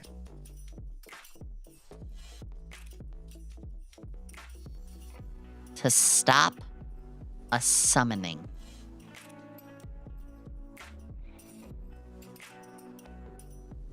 Because in the dead center of it all, in the city of Elysian, Bahamut tried to fight and fend off Tiamat, but it was no use. They went to these lands to stop the 5 dragons from becoming whole. And they did. They stopped the 5 dragons, which allowed Tiamat to be mortal. They could not stop Tiamat from ever being summoned to life. Such happened. It awoken. However, they were at least able... Oh, this was so cool. I changed the entire map, by the way. They were at least able to stop it from being a god. Look at this. Watch this. It shakes. The ground trembles. The hole opening and emerging. A pair of 5 eyes. And the deep energy that exudes! Yes! Oh, it's so good. So they weakened it to make it... They basically stopped the apocalypse. Tiamat was going to take over and, basically do her funny shindigs for the world. Oh, yeah. Oh, yeah. Had a fun snow area. This is... Oh, this is cool. You could tell the outside of this castle is fucking, like, all jagged because I did with the shadows. Play the shadows. That's all you gotta do. It's Patterson Farms. What is this map? Oh, this is where they had to fight the giant frogs. Never knew about the slide tech. It would have been so cool to use running it. Yeah. I just... Man. I miss this. Oh, here's what you guys were asking before. Like, how do I handle bigger cities? I would do this. If I wanted them to travel around, I would give them, you know... I would give them, like, locations here, and I would number them. Like, this is not my map. This is one that I purchased. And, you know, I would range around this. So this would work. Ooh. Pathfinder is my favorite system, but I would not have started if it wasn't for Dungeons & Dragons 3rd edition, and much more so 3.5 edition. Truly without it, I wouldn't have been able to do most of the things that you guys see. Because these were very special to me. Very, very special to me. I also did one-on-one games, too. That's right. Like, I had a one-on-one where I was DMing for Helm-chan. What are we gonna see? This one involved, like... This one was inspired by, the Avengers with, what's-his-face? Ultron? Age of Ultron? Yo, I forgot I had an abandoned boardwalk with an abandoned mini golf course. I had a dragon sitting in the center of it. No big deal. But I liked running modern games too. Oh yeah, I would do a lot of these kind of things. Let me go just show this. Yeah, so like the undergrounds and stuff. Oh man. Oh man. Here it is. The green is like the takeover. Like this giant building here. This was... Ah, thank you. This is a more modern one. I'm not gonna get into it too much. Do your VODs go straight up after stream? It's on right now because... Okay, Nick's for Cleric, and this is for all of you. I am simulcasting on YouTube right now. So if you don't know... Hi, YouTube! I love you all! Hello, YouTube! I'm also on YouTube. And because I'm also on YouTube, let me go to my channel page. Because it's on YouTube, you can see it right here live. I love the thumbnail, by the way. See this live tab here? Click. It's all here. Every stream. Hey, you missed Celeste's debut the other day? No problem, it's right there. You want to see me with Cabal and Pumpkin from last week? Hey, it's right there. Hey, you want to know what upcoming streams are coming? Here's all the thumbnails. Yep. How long has this been? 4 months, 6 months, 8 months, 10 months. 1 year ago. Yeah. Yeah. Good heavens, she's thick. Oh my god, my old model! No! No! Damn. Damn. You got the YouTube fraud? Yeah. But yeah, it's all here. Nom, nom, nom, nom. Mushroom and Ison? Thank you! I always appreciate it.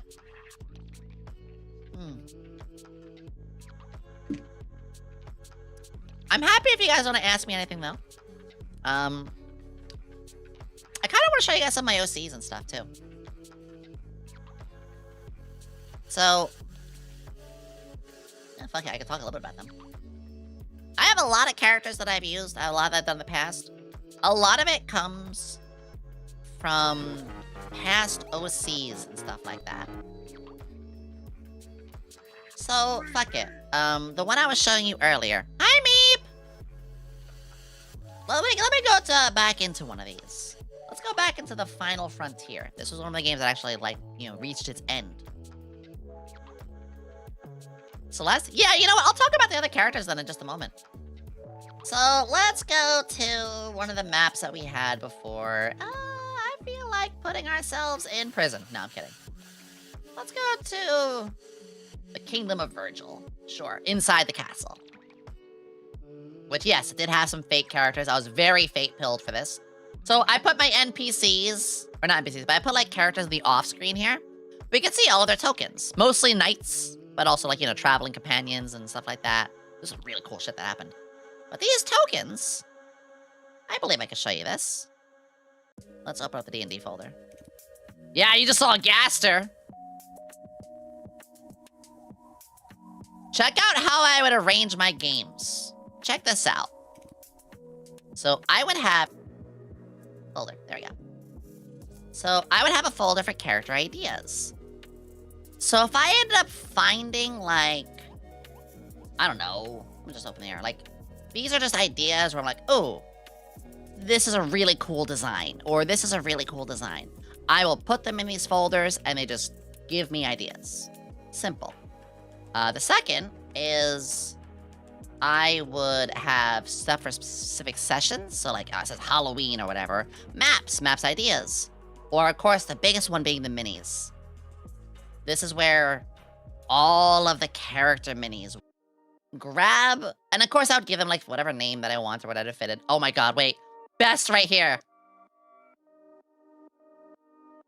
Best right here. Hold on. Cute little goblin. Cute little goblin. Cute little goblin with a fucking gun! Or like, I was really into Genshin Impact, so I brought Xinyan in or something like that, you know? It's little stuff like that, but these are all minis. And the main minis would have folders. So like, Kana, you know Kana, she's right here on the bottom of the screen. She had little tokens of expressions. Or... let me just grab another one. All the monsters, you know, these are like monsters that I would find while grabbing stuff from the manuals. People would have transparent scans from the manuals. And I always made sure they were the same sizes. I had this little chart that I put together for myself that made sizes more easy. Player characters had their own huge folder. Man, I forgot how much I fucked up Whisper.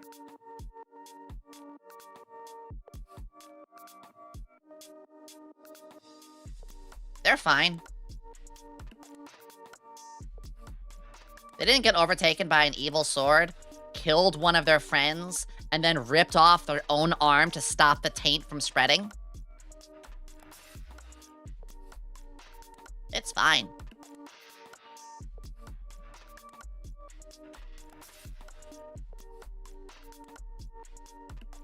Whisper got trauma. That was Helmchand's character. So yeah, I would do like little stuff like this for the characters, for the players. Oh yeah, like one of my players, the one that played Bridget. So you can see Bridget's earlier conception, which was a character from a Tales of game. I forget what Tales of game it was, but they were like, hey, I love this design. Could you give them like daggers and cat ears and glasses? Like, sure. And then eventually they made their own thing, which was like a proper ninja.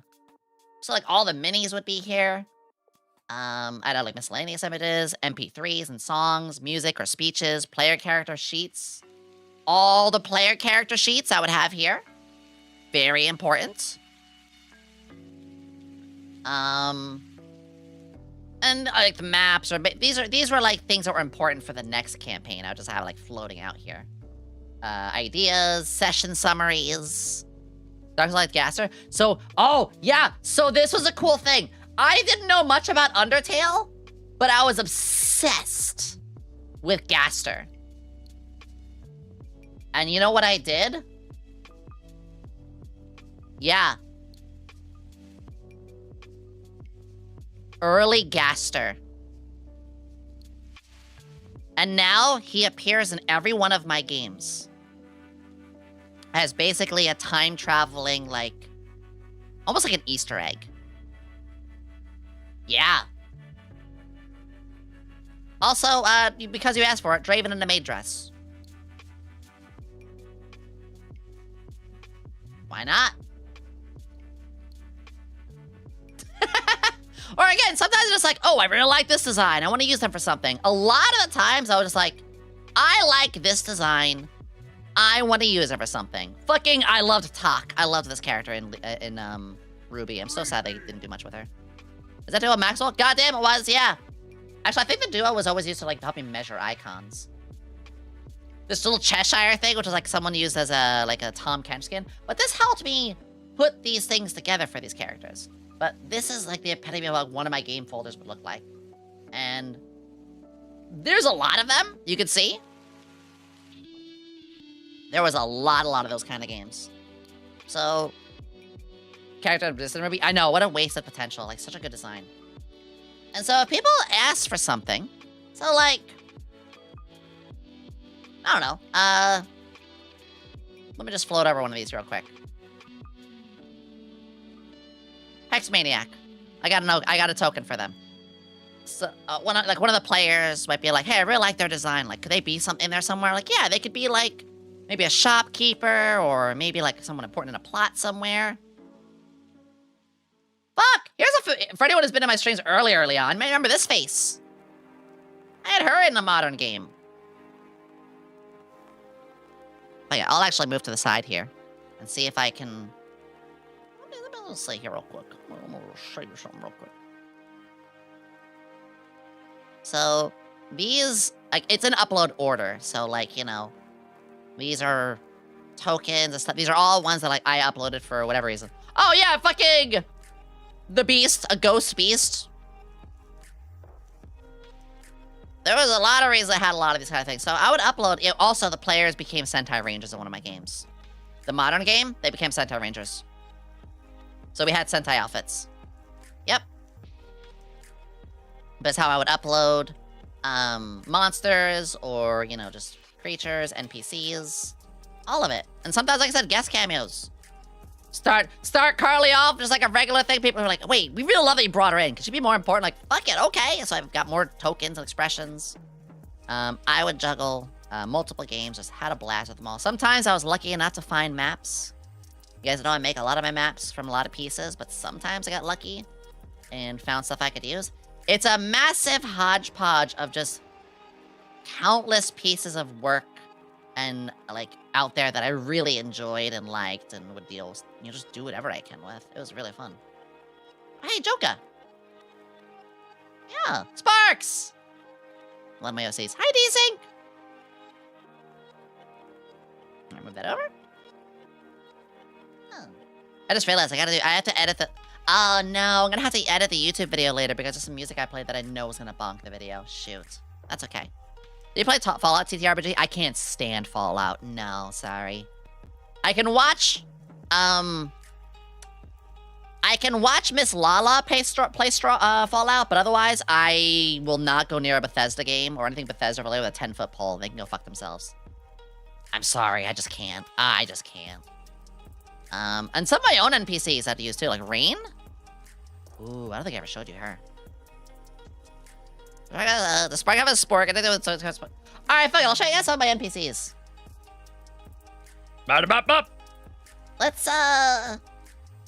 I can just keep it on this. Why not? Let me map. You know what? I heard the series was good. Everything that I played that's Bethesda related has either destroyed, bricked a PC of mine, or end up within an hour getting soft lock and wasting my time. I don't play broken things. That's why I also don't get near Blizzard things. I don't play broken shit. No, I tried. I gave Fallout a good try. I really did. I gave Fallout a good try. I gave, Skyrim a good try. Maybe one day I will make a goal for me to, like, hey, if we pass this goal, I'll play Skyrim. But I don't know. Even Skyrim bricked on me in like 30 minutes. Any ideas using PNG software for different characters? You can. As a matter of fact, let me type this in. If you guys weren't there for it. I was in. Let's grab this video. Let's grab the game. Phone Throne. Starpath. I was in Starpath, which used. I was Joker. There's Joker right there. And Starpath, we were, we all had PNGs of ourselves. This. I used one inspiration already, but I need to use another one because this is a lot of fun. This will also be having another session real soon. I'll let you guys know what it is. I want to say dream. Yeah. I'm really happy. So you just saw that Joker was there. She's one of my main NPCs. I'm like, oh my god, I gotta finally use her. Just realized that about 25 seconds. Yeah. Skyrim, I tried to move in my lows. Turns out, yeah, it just didn't work for me. Yeah, I'm finally gonna play. Like, I've had a couple games. Ugh. I had a couple games. They never really lasted that long. Helm-chan tried to DM a couple. My friend Maple DM'd a couple. I joined a couple of groups. Unfortunately, just never really lasted that long. Not a me problem, nothing bad, like, happened. Just turns out a lot of folks, like, they just weren't really into DMing as much as they thought they were. And that's okay. I don't want a DM to ever be doing something they don't want to do. Like, that's the worst thing you can ask, is for a DM to be, doing it for the sake of needing to do it. Why I stopped DMing for a while, because I was getting real tired. I want to show you guys some of my NPCs, or not, some of my characters. Funny enough, one of them I did just land on. Like, I will build characters with my friends. For example, I think I can start shoving this into my, yeah, fuck it. I'm gonna start shoving them over this way. That's the sentence I just said. Let me just make sure I grab the right one. So, like, for example, like, I loved this. This was a lab, like a science toxologist ninja. Science ninja! Science ninja! Hot to boot, of course, yes. But science ninja!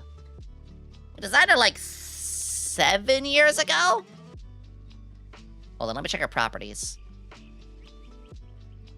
Okay, 4 years ago. We designed her 4 years ago. And like, I also love this piece of art too. But! Never got a fucking user. Never got to use this one.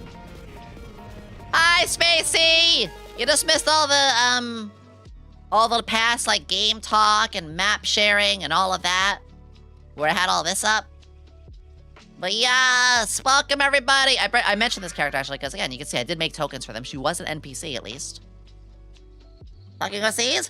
We're just shifting gears to the OCs. Welcome everybody. My name is YomiQuinnley, alchemist extraordinaire, not a mad scientist, but a glad scientist, and I'm glad that you're here. We have been talking about anything and everything related to my D&D games. We are just now shifting to talking about some of my characters. But yeah, I hope you had a good stream. It's nice to see you. Stream that I haven't played D&D before. My friends have, I would bring you into a game anytime. I'd bring you into a game any frickin' time. Anytime you want. Once I, again, start running these. Blah. Once I start running these again. But yeah, I would love making this kind of stuff. I'm just gonna occasionally swap maps. Oh, the Colosseum. That's a good map. But yeah, like, this is a character I didn't really get to do anything with. I love the design. Even got like a chibi and like a battle art. A little fan servicey, but you know. But I kind of saw like, I have a lot of characters who are gremlins or kind of the smaller end. I do actually have quite a few petite characters. Adult, of course. You know, I just like, yeah, maybe I like a little on the small. Flat is justice. But I was like, fuck it. Let's get something a little big. And Helm-chan is the one who designs a lot of my characters. But here's the thing. Her name is Rain. I haven't done shit with her.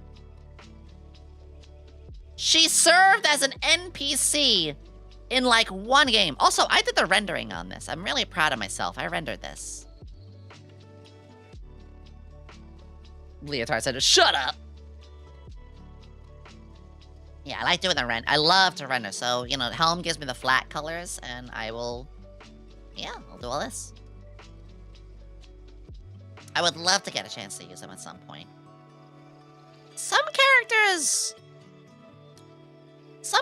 I did get a very brief amount of time with. I say matches of yours, kind of? Yeah! Yeah.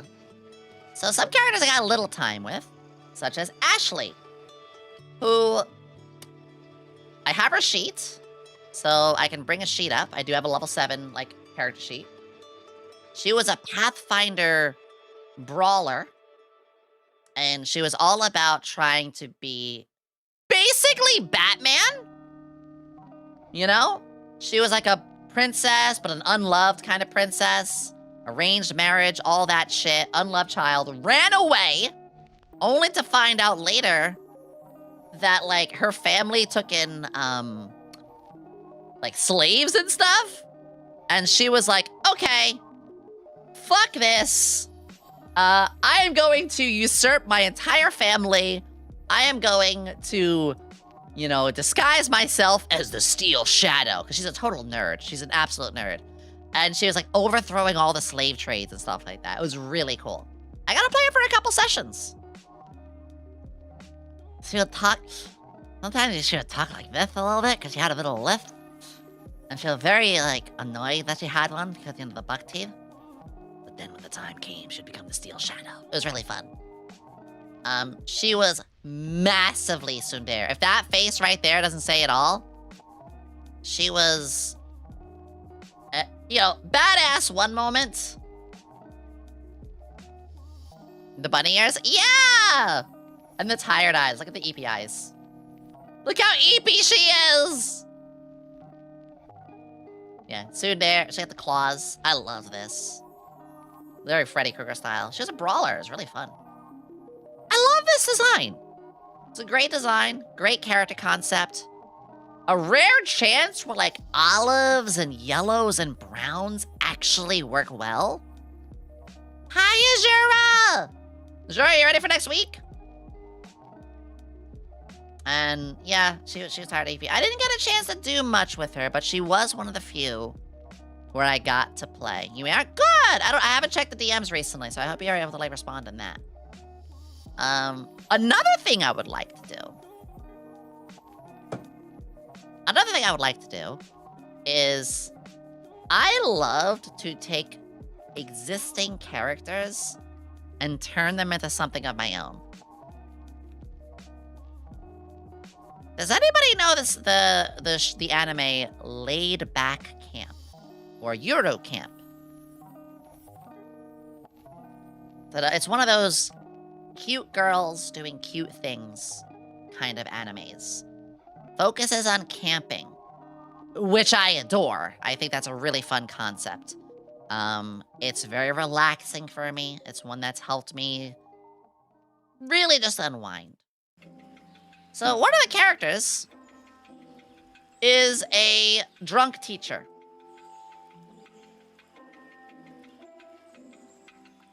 Now, when she's not drunk, she's very normal. But when she's drunk, she's this. Now, I want you to pause and look at this with me. Hood, scarf, darker colors. Huh. I see a rogue. I see a rogue. Be me. Love this character. Have a game coming up. Have free time. Open up Photoshop. Start sketching. From the ground up. Turn into a rogue. I drew this. I introduce to you Caitlin Hildenberg. She is exactly what she looks like. She grew up in the streets. She's worked for some shady people. She's trying to turn her life around, joins the party. Actually, a really beneficial part of the party. And she is a crowd drunk. But she is a damn fine rogue with a silver tongue when it matters. And when she's sober. Bottle for non-lethal takedowns. Actually, yes! And there is a Pathfinder archetype where when you are poisoned or inebriated, you get bonuses instead. Alcohol counts. Drunken Fist, the rogue version.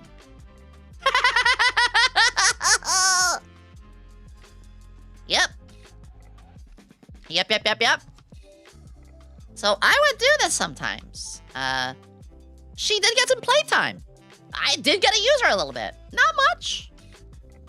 I was really proud of this one, because again, it was one that I drew myself. But there's also some, like... There are some where I don't get to draw or, do that much with. So I'm gonna give you something very cursed. I'm gonna change one of the map. I want to give you guys something a little cursed while I change one of the map here. Ooh, the castle. Oh God, the castle! Ooh. Is there any lighting in here at all? Oh, there is not. I'll just do this. Boop. Okay, give me a second. Let me blur. Let me look up. Alright, y'all know I play League. Y'all know I play League. Y'all might also know.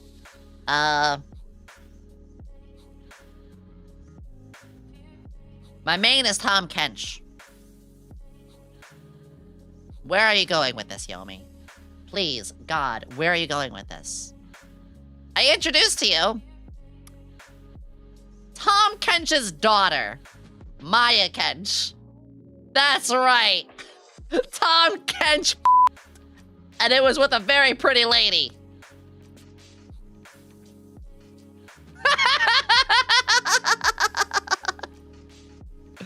Oh. She was just as gluttonous. She was a water bard. There actually is, in Pathfinder, a water-focused bard archetype. Perfect. Tom Kench would be a bard. This lady's all about the water. Literally perfect. Yeah, she even has his top hat. What's the tongue doing? Eating everything. Usually flies. She's a good soul. Had a bit of a southern accent, a little bit airheaded as well, but Oh, what's that? Can I eat that? Is that food? Look, I'm a bit hungry. I wouldn't mind a little bit. I mean, I am listening to y'all. I'm sure what you guys say is real interesting. But, once the tummy gets a little rumbly, the brain gets a little empty. I loved her. I didn't get to do anything with her, though. I made her sheet. I put everything together. and the game never happened. But congratulations, Tom Kench now has a daughter. Underwater gangster girl. She could be. She was very Southern comfort. That's why that's why I love Pathfinder so much. There's so many archetypes.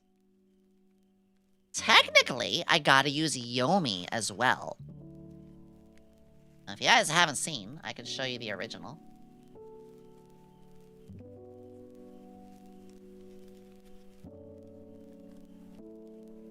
It's cringe, I know. I didn't get to use this version. So I did eventually get around to tweaking this. This is almost, by the way, this is like 9 years old. And here we go! Gun Chemist! The OG Yomster!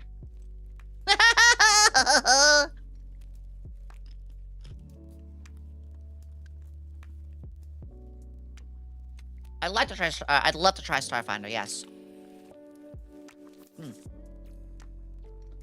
So you can see, even after all this time, the concept was always there. The concept was always there. But the glow-up has happened, yes. And man, I used to be a diva main in Overwatch.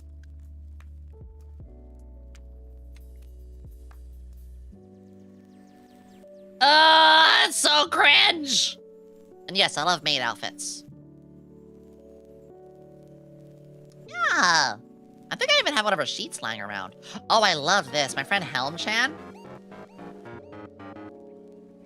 My friend Helm-chan would actually, like, draw... Oh no, I can't pet that in. My friend Helm-chan will actually even, like, draw us a couple times in some fun ways. I wanna see if I can find stuff. Oh, I'll show you the latest. So eventually, when I did get to use Yomi properly, I designed her into a proper wizard. Which this probably looks extremely familiar. Because this is what became a VTuber. This is the Yomi that became the VTuber variation. And in fact, I have her sheet. One of her sheets. Like, this was her level 7 one. No, level 6. Which I loved my sheets. I put a lot of, well, love into them. Like hugging the inventory bar. A bunch of the cute artwork lying around. Yeah! There is Tiefling of the Aerodemon variety. So not demon, not devil, demon. Still 5'5". Shit! Naive! You Fudge! I love. Very. Yeah. Hi, Mika. So, Yomi did get a little bit of love. I did get a chance to play her a little bit. But not a lot. Sadly, not a lot. I do have one character that I'm really sad I never got to use. As neutral good? Always, yeah. I mean, the villain thing is a little bit of fun. Ugh. Any monk character like Jodo characters? Yeah! Ugh. Let me stretch my arm. Next to Yomi, one of my other all-time favorite characters, who is sitting over in the bottom left right now, is Kana. Kana is one of my flat is justice characters. But the funny thing is, she's very justice reliant. She is your hero type. She is the one. Mention next scar. How did a Pathfinder area get that scar? Ooh. I think that was from her family. That sheet is pretty old. I don't remember off the top of my head. Alright, big fan watching from YouTube. Cool little copy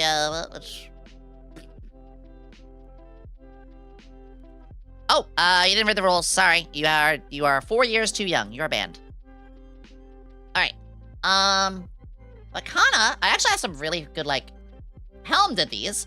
These are really, really good, like, reference sheets. I love her spear style, too. Kind of like the Chinese martial art of it. And her cloak has a bunch of a little feathery look, so she can close it over herself, and it's really cute. Yeah, I didn't have to hear them mention their age. Just like the way they acted, I was like, oh yeah, cringe child, get out of here. As we give her a face and pointy teeth from a mortar from FGO coded. Ooh. No, I do get some lovely drawings of her. Let me catch my drift. She's somebody who... Oh, wait, no, here's her older design. Not a big change, but you can see, like, it was a different cloak. I had spike pauldrons, a skirt thing around here. There was too much clutter going on in the original. The spikes didn't make a lot of sense either. So we changed a little bit, but not a whole lot. Not a whole lot. Can I hear a reference sheet? Funny you mentioned that. She has a reference sheet in the works. She even has a modern outfit now. Let me grab that really quickly. She has a modern outfit now. Now, Kana is one of my favorites. She is... I do like the characters who are a little innocent to the world, but really just trying to do the right thing. She really is like the... Think of her like a paladin in terms of personality, but she's not a stick in the mud. She's actually very easy to tease and pick on, and it's pretty fun for that. Just trying to do right, trying to find her place in the world. The first person who would jump in and try to save another. She's Captain America, but still fallible and kind of a bit of a, like, dork at times. Which I'd argue that's exactly what Captain America needed.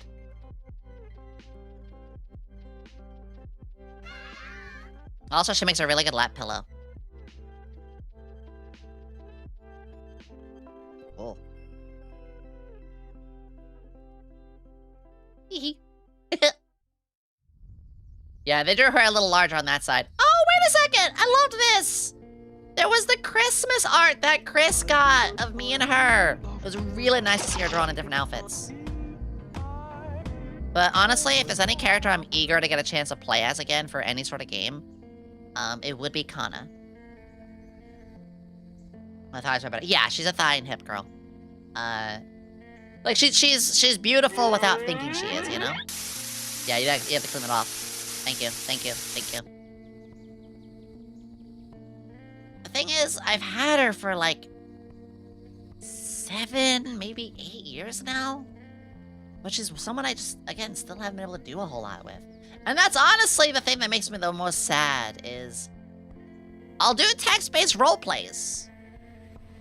I do love text-based roleplays. But I haven't had a chance to do much outside of those. So like you guys saw Celeste, you know, Celeste you saw the full model of. Which I mean, fuck. I'll change to Celeste right now, fuck it. Country from Arcana Heart 3? Kona from I don't know who that character is. I gotta look that up later. Which I will. So, living the dream.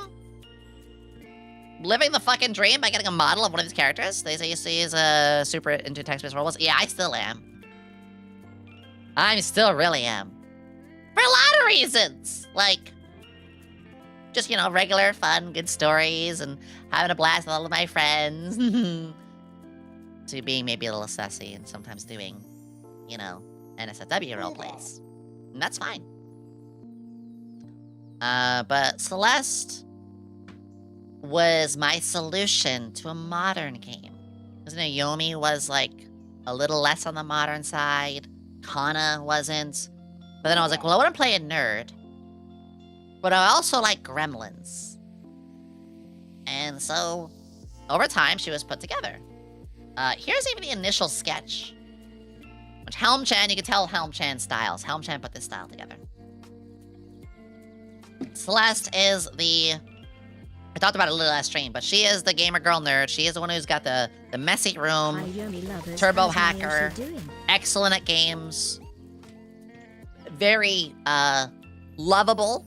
She's sussy. She's not afraid to just, you know, have a little fun at 1 a.m. And she's also very openly, like, gremlin.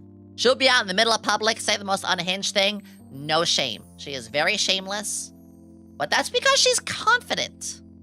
She's confident in herself. Thank you for that! Thank you for the subby! And again, she had an earlier design, too. I know I talked about this live stream, so I don't want to get too much into Celeste. Did I get a chance to use her for a game? Yes. My friend Helm Chan did run a modern game. And I did get to use Celeste for that. I would love to use her again. Especially because back then it was like her 2.0 design. It wasn't as good. I mean, it was good, but you know, it was different. It was different. It changed. It changed. Yeah. Very pretty cute. She is. Alright, I'm gonna change back to the Yomers. Up, up, up, up.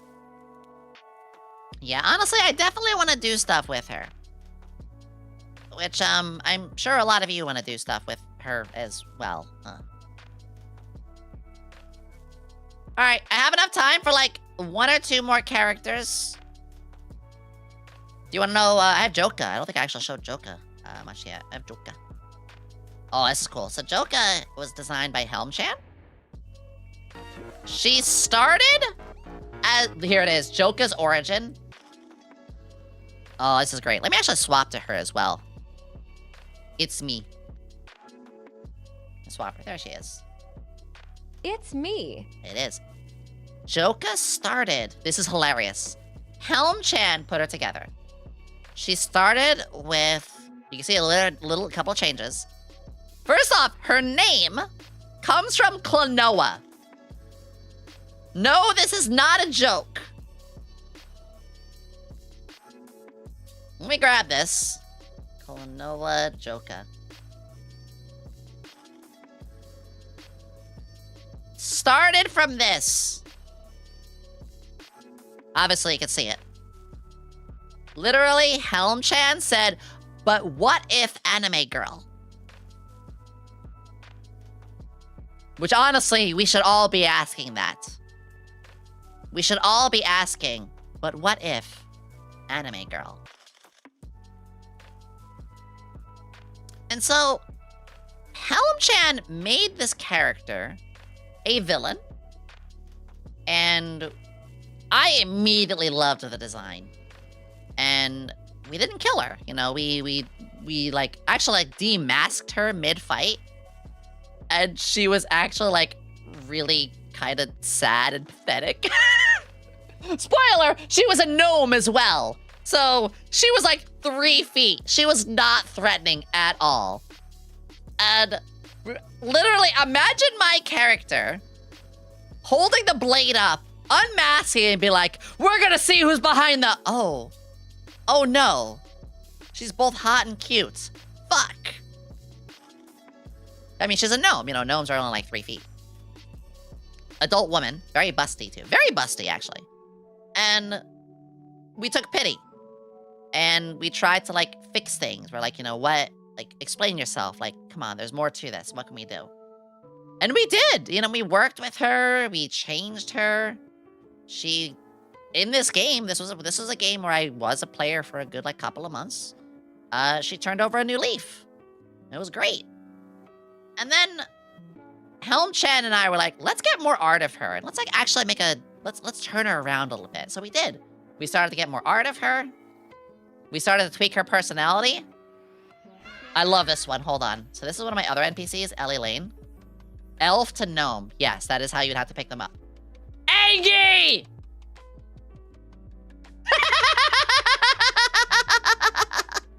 The sheer Angie! Yeah, multiple versions of the same piece of artwork. I loved that. Put me the fuck down! So, we gradually turned her into, like, selfish, bratty, full of herself, overconfident asshole. Oh, and then we got, like, full official art of her later, too. Which came out really nicely. Sadly, I didn't get a chance to use her up until recently. And here's the cool thing. Ooh, here's another good piece. Here's the cool thing. So this is Helm Chan's character. Helm Chan designed her. It is technically owned by Helm, or rather it was. And then what happened is I said, hey, Helm, I really like her. Hell, you know, I talk about her and I use her, like, you know, and stuff, like... Oh, I love this cute hug. I said, Helm, may I purchase the rights for her? And Helm said yes. So literally, she's very cute. She's very deadly, yes. And now I gotta play her in a current game. She's now, like, literally, I bought an adoptable. And here's the thing, you probably noticed that with that design. That was her older design. That did change a little bit. If you've seen her newer stuff, you've seen that, you know, we changed the color of the cloak and made it more like the horns more and the inner line. We changed a couple things.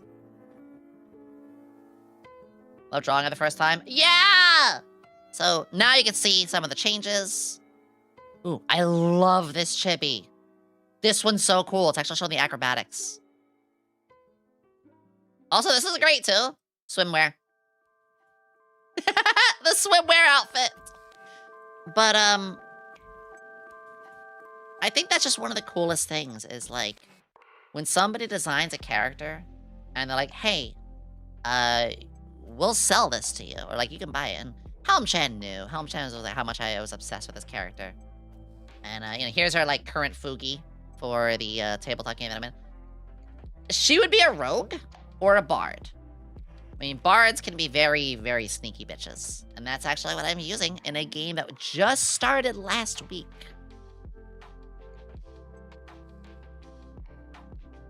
A little jealous there. Oh, she can be. And I will say, too, people have full permission to draw all of my OCs. I love when you guys do that. You guys are welcome to, you know, draw any of them. Do whatever you would like. You can draw me with them. You can draw yourself with them. You can draw them in regular or NSFW. I'm okay with all of that. Basically, the same rules that are for me apply to all of them. And that's, you know, that's pretty simple. I have a lot of other characters I haven't done too much with. You saw Abby. She was originally like an NPC. That's an upskirt. But I do want to do more with her. So I got more ideas for her. Let me show Sparks. Ooh. Got about thick thighs. Yeah, she's definitely meant to be a thick one. I mean, I'm gonna be real. My characters tend to be on the thicker side. Mostly. Alright, here's a character of mine. No, I'm kidding. Anybody who's seen my streams a little bit, you know where this is gonna go. You know how Joka came from that Klonoa character?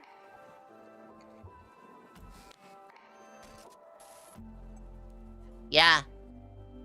Yeah, Helm-chan turned the Shockmaster from Yu-Gi-Oh! Into an anime girl.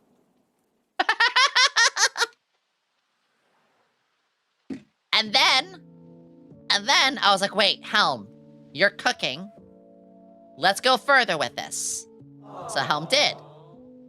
And then Helm eventually designed this. And we turned her into a lightning bug. You can see the antennas. Which does mean that her butt glows. Think I'm joking?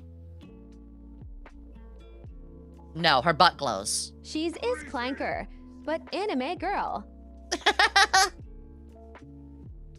Other systems than Pathfinder, no one wants to. Pathfinder is my favorite. I would say check out Fabula Ultima. Her butt glows. She's a lightning bug. But here's the fun thing. So here's the flats. But you guys know I do rendering. So Helm sent me this, and then I rendered into this. So I love to spend time on doing... I feel like I did really good with this, too. She's overly excitable. Probably, she's more insane than I am. Okay, I told you, I'm not a mad scientist. I'm a glad scientist. Sparks over here, she's a mad scientist.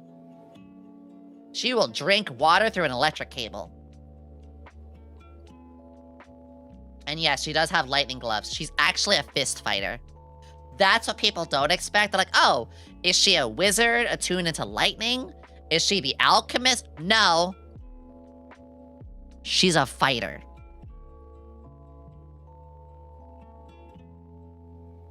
All of her attacks, I've actually like D6. There's like elemental fist fighters in Pathfinder you can use. You can like turn monk and other things into it. Yeah. Bet you didn't see that coming. Oh, she was a favorite of mine. Straight up Setty Spaghetti the Scientist, yes. I've had some others, again, others that I haven't really used much of. So, I never even got a chance to shade this one, though I did get some artwork of her. Probably one of my thickest, biggest girls. Thickest, biggest. This one's Cora. Cora is a Dampier with a Jiangshi, or Jiangshi, template. So being a Dampier, she still has full control of herself, but, you know, she's got a little bit of that going on. Bigger than Celeste? No, she's, because this girl's like almost 7 feet tall. She actually is, there's a reason she's carrying this giant anchor. She was inspired by Nautilus from League of Legends. No fucking joke. Yeah, I'll say that again. Nautilus from League of fucking Legends. She's blood thick. Ah! I didn't get to use her much though. Again, I used her for like 1 session, if even. Didn't really get to do a lot with her. Sadly, no. And I do have another character who's in the works if you guys want to see a little spoiler. Oh, I could. I've been wanting to draw as like different, I usually draw like smaller characters. I've been wanting to get like bigger ones. I currently have commissioned, fuck it, you gotta see. She's still in the works, but I have an orc swashbuckler being made. She's not done yet, but she will be. Yeah, this is her hatless version. She usually has a hat. I wanted to have something a little different. Nobody gives orcs love. She's not done yet, but yeah. Gambling addict, swashbuckler, could you zoom in more? Yeah. I really am happy with the eyes. Technically, she's also a bit of an adopt as well. Because originally her artwork came from somebody else who drew her like in a one-off kind of thing. And I was like, well, can I use her? So you'll see more of her. I will show her more later.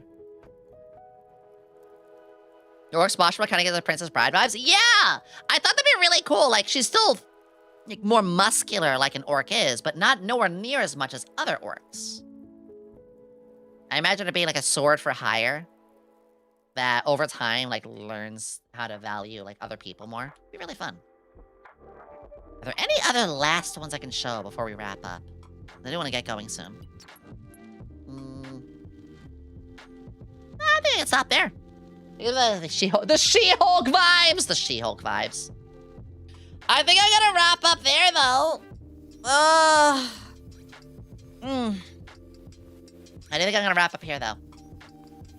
I know it was me ranting about all... I mean, that's what today was about. Ranting about my OCs, sharing with you guys all of my maps and worlds and games. I've been wanting to do that for a while. I hope you guys... Did you guys enjoy? And also, is there any character you want to see more of?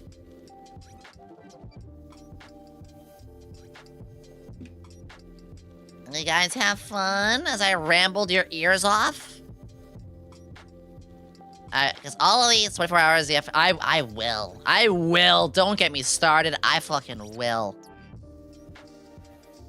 I just love talking about these characters. I want to do more with them, like I said.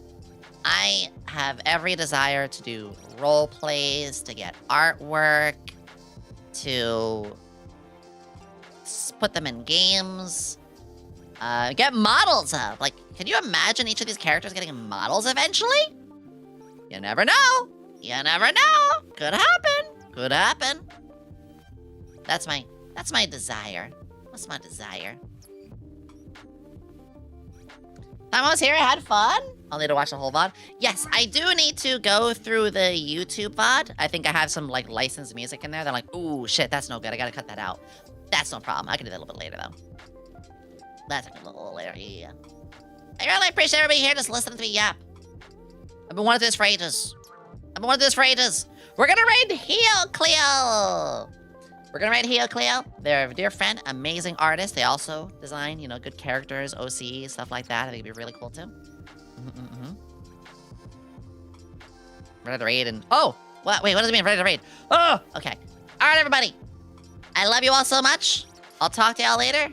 We're gonna do Nier Automata this Sunday. We're gonna play Mario later too. But as always, I love you all so much. And remember to love, laugh, learn.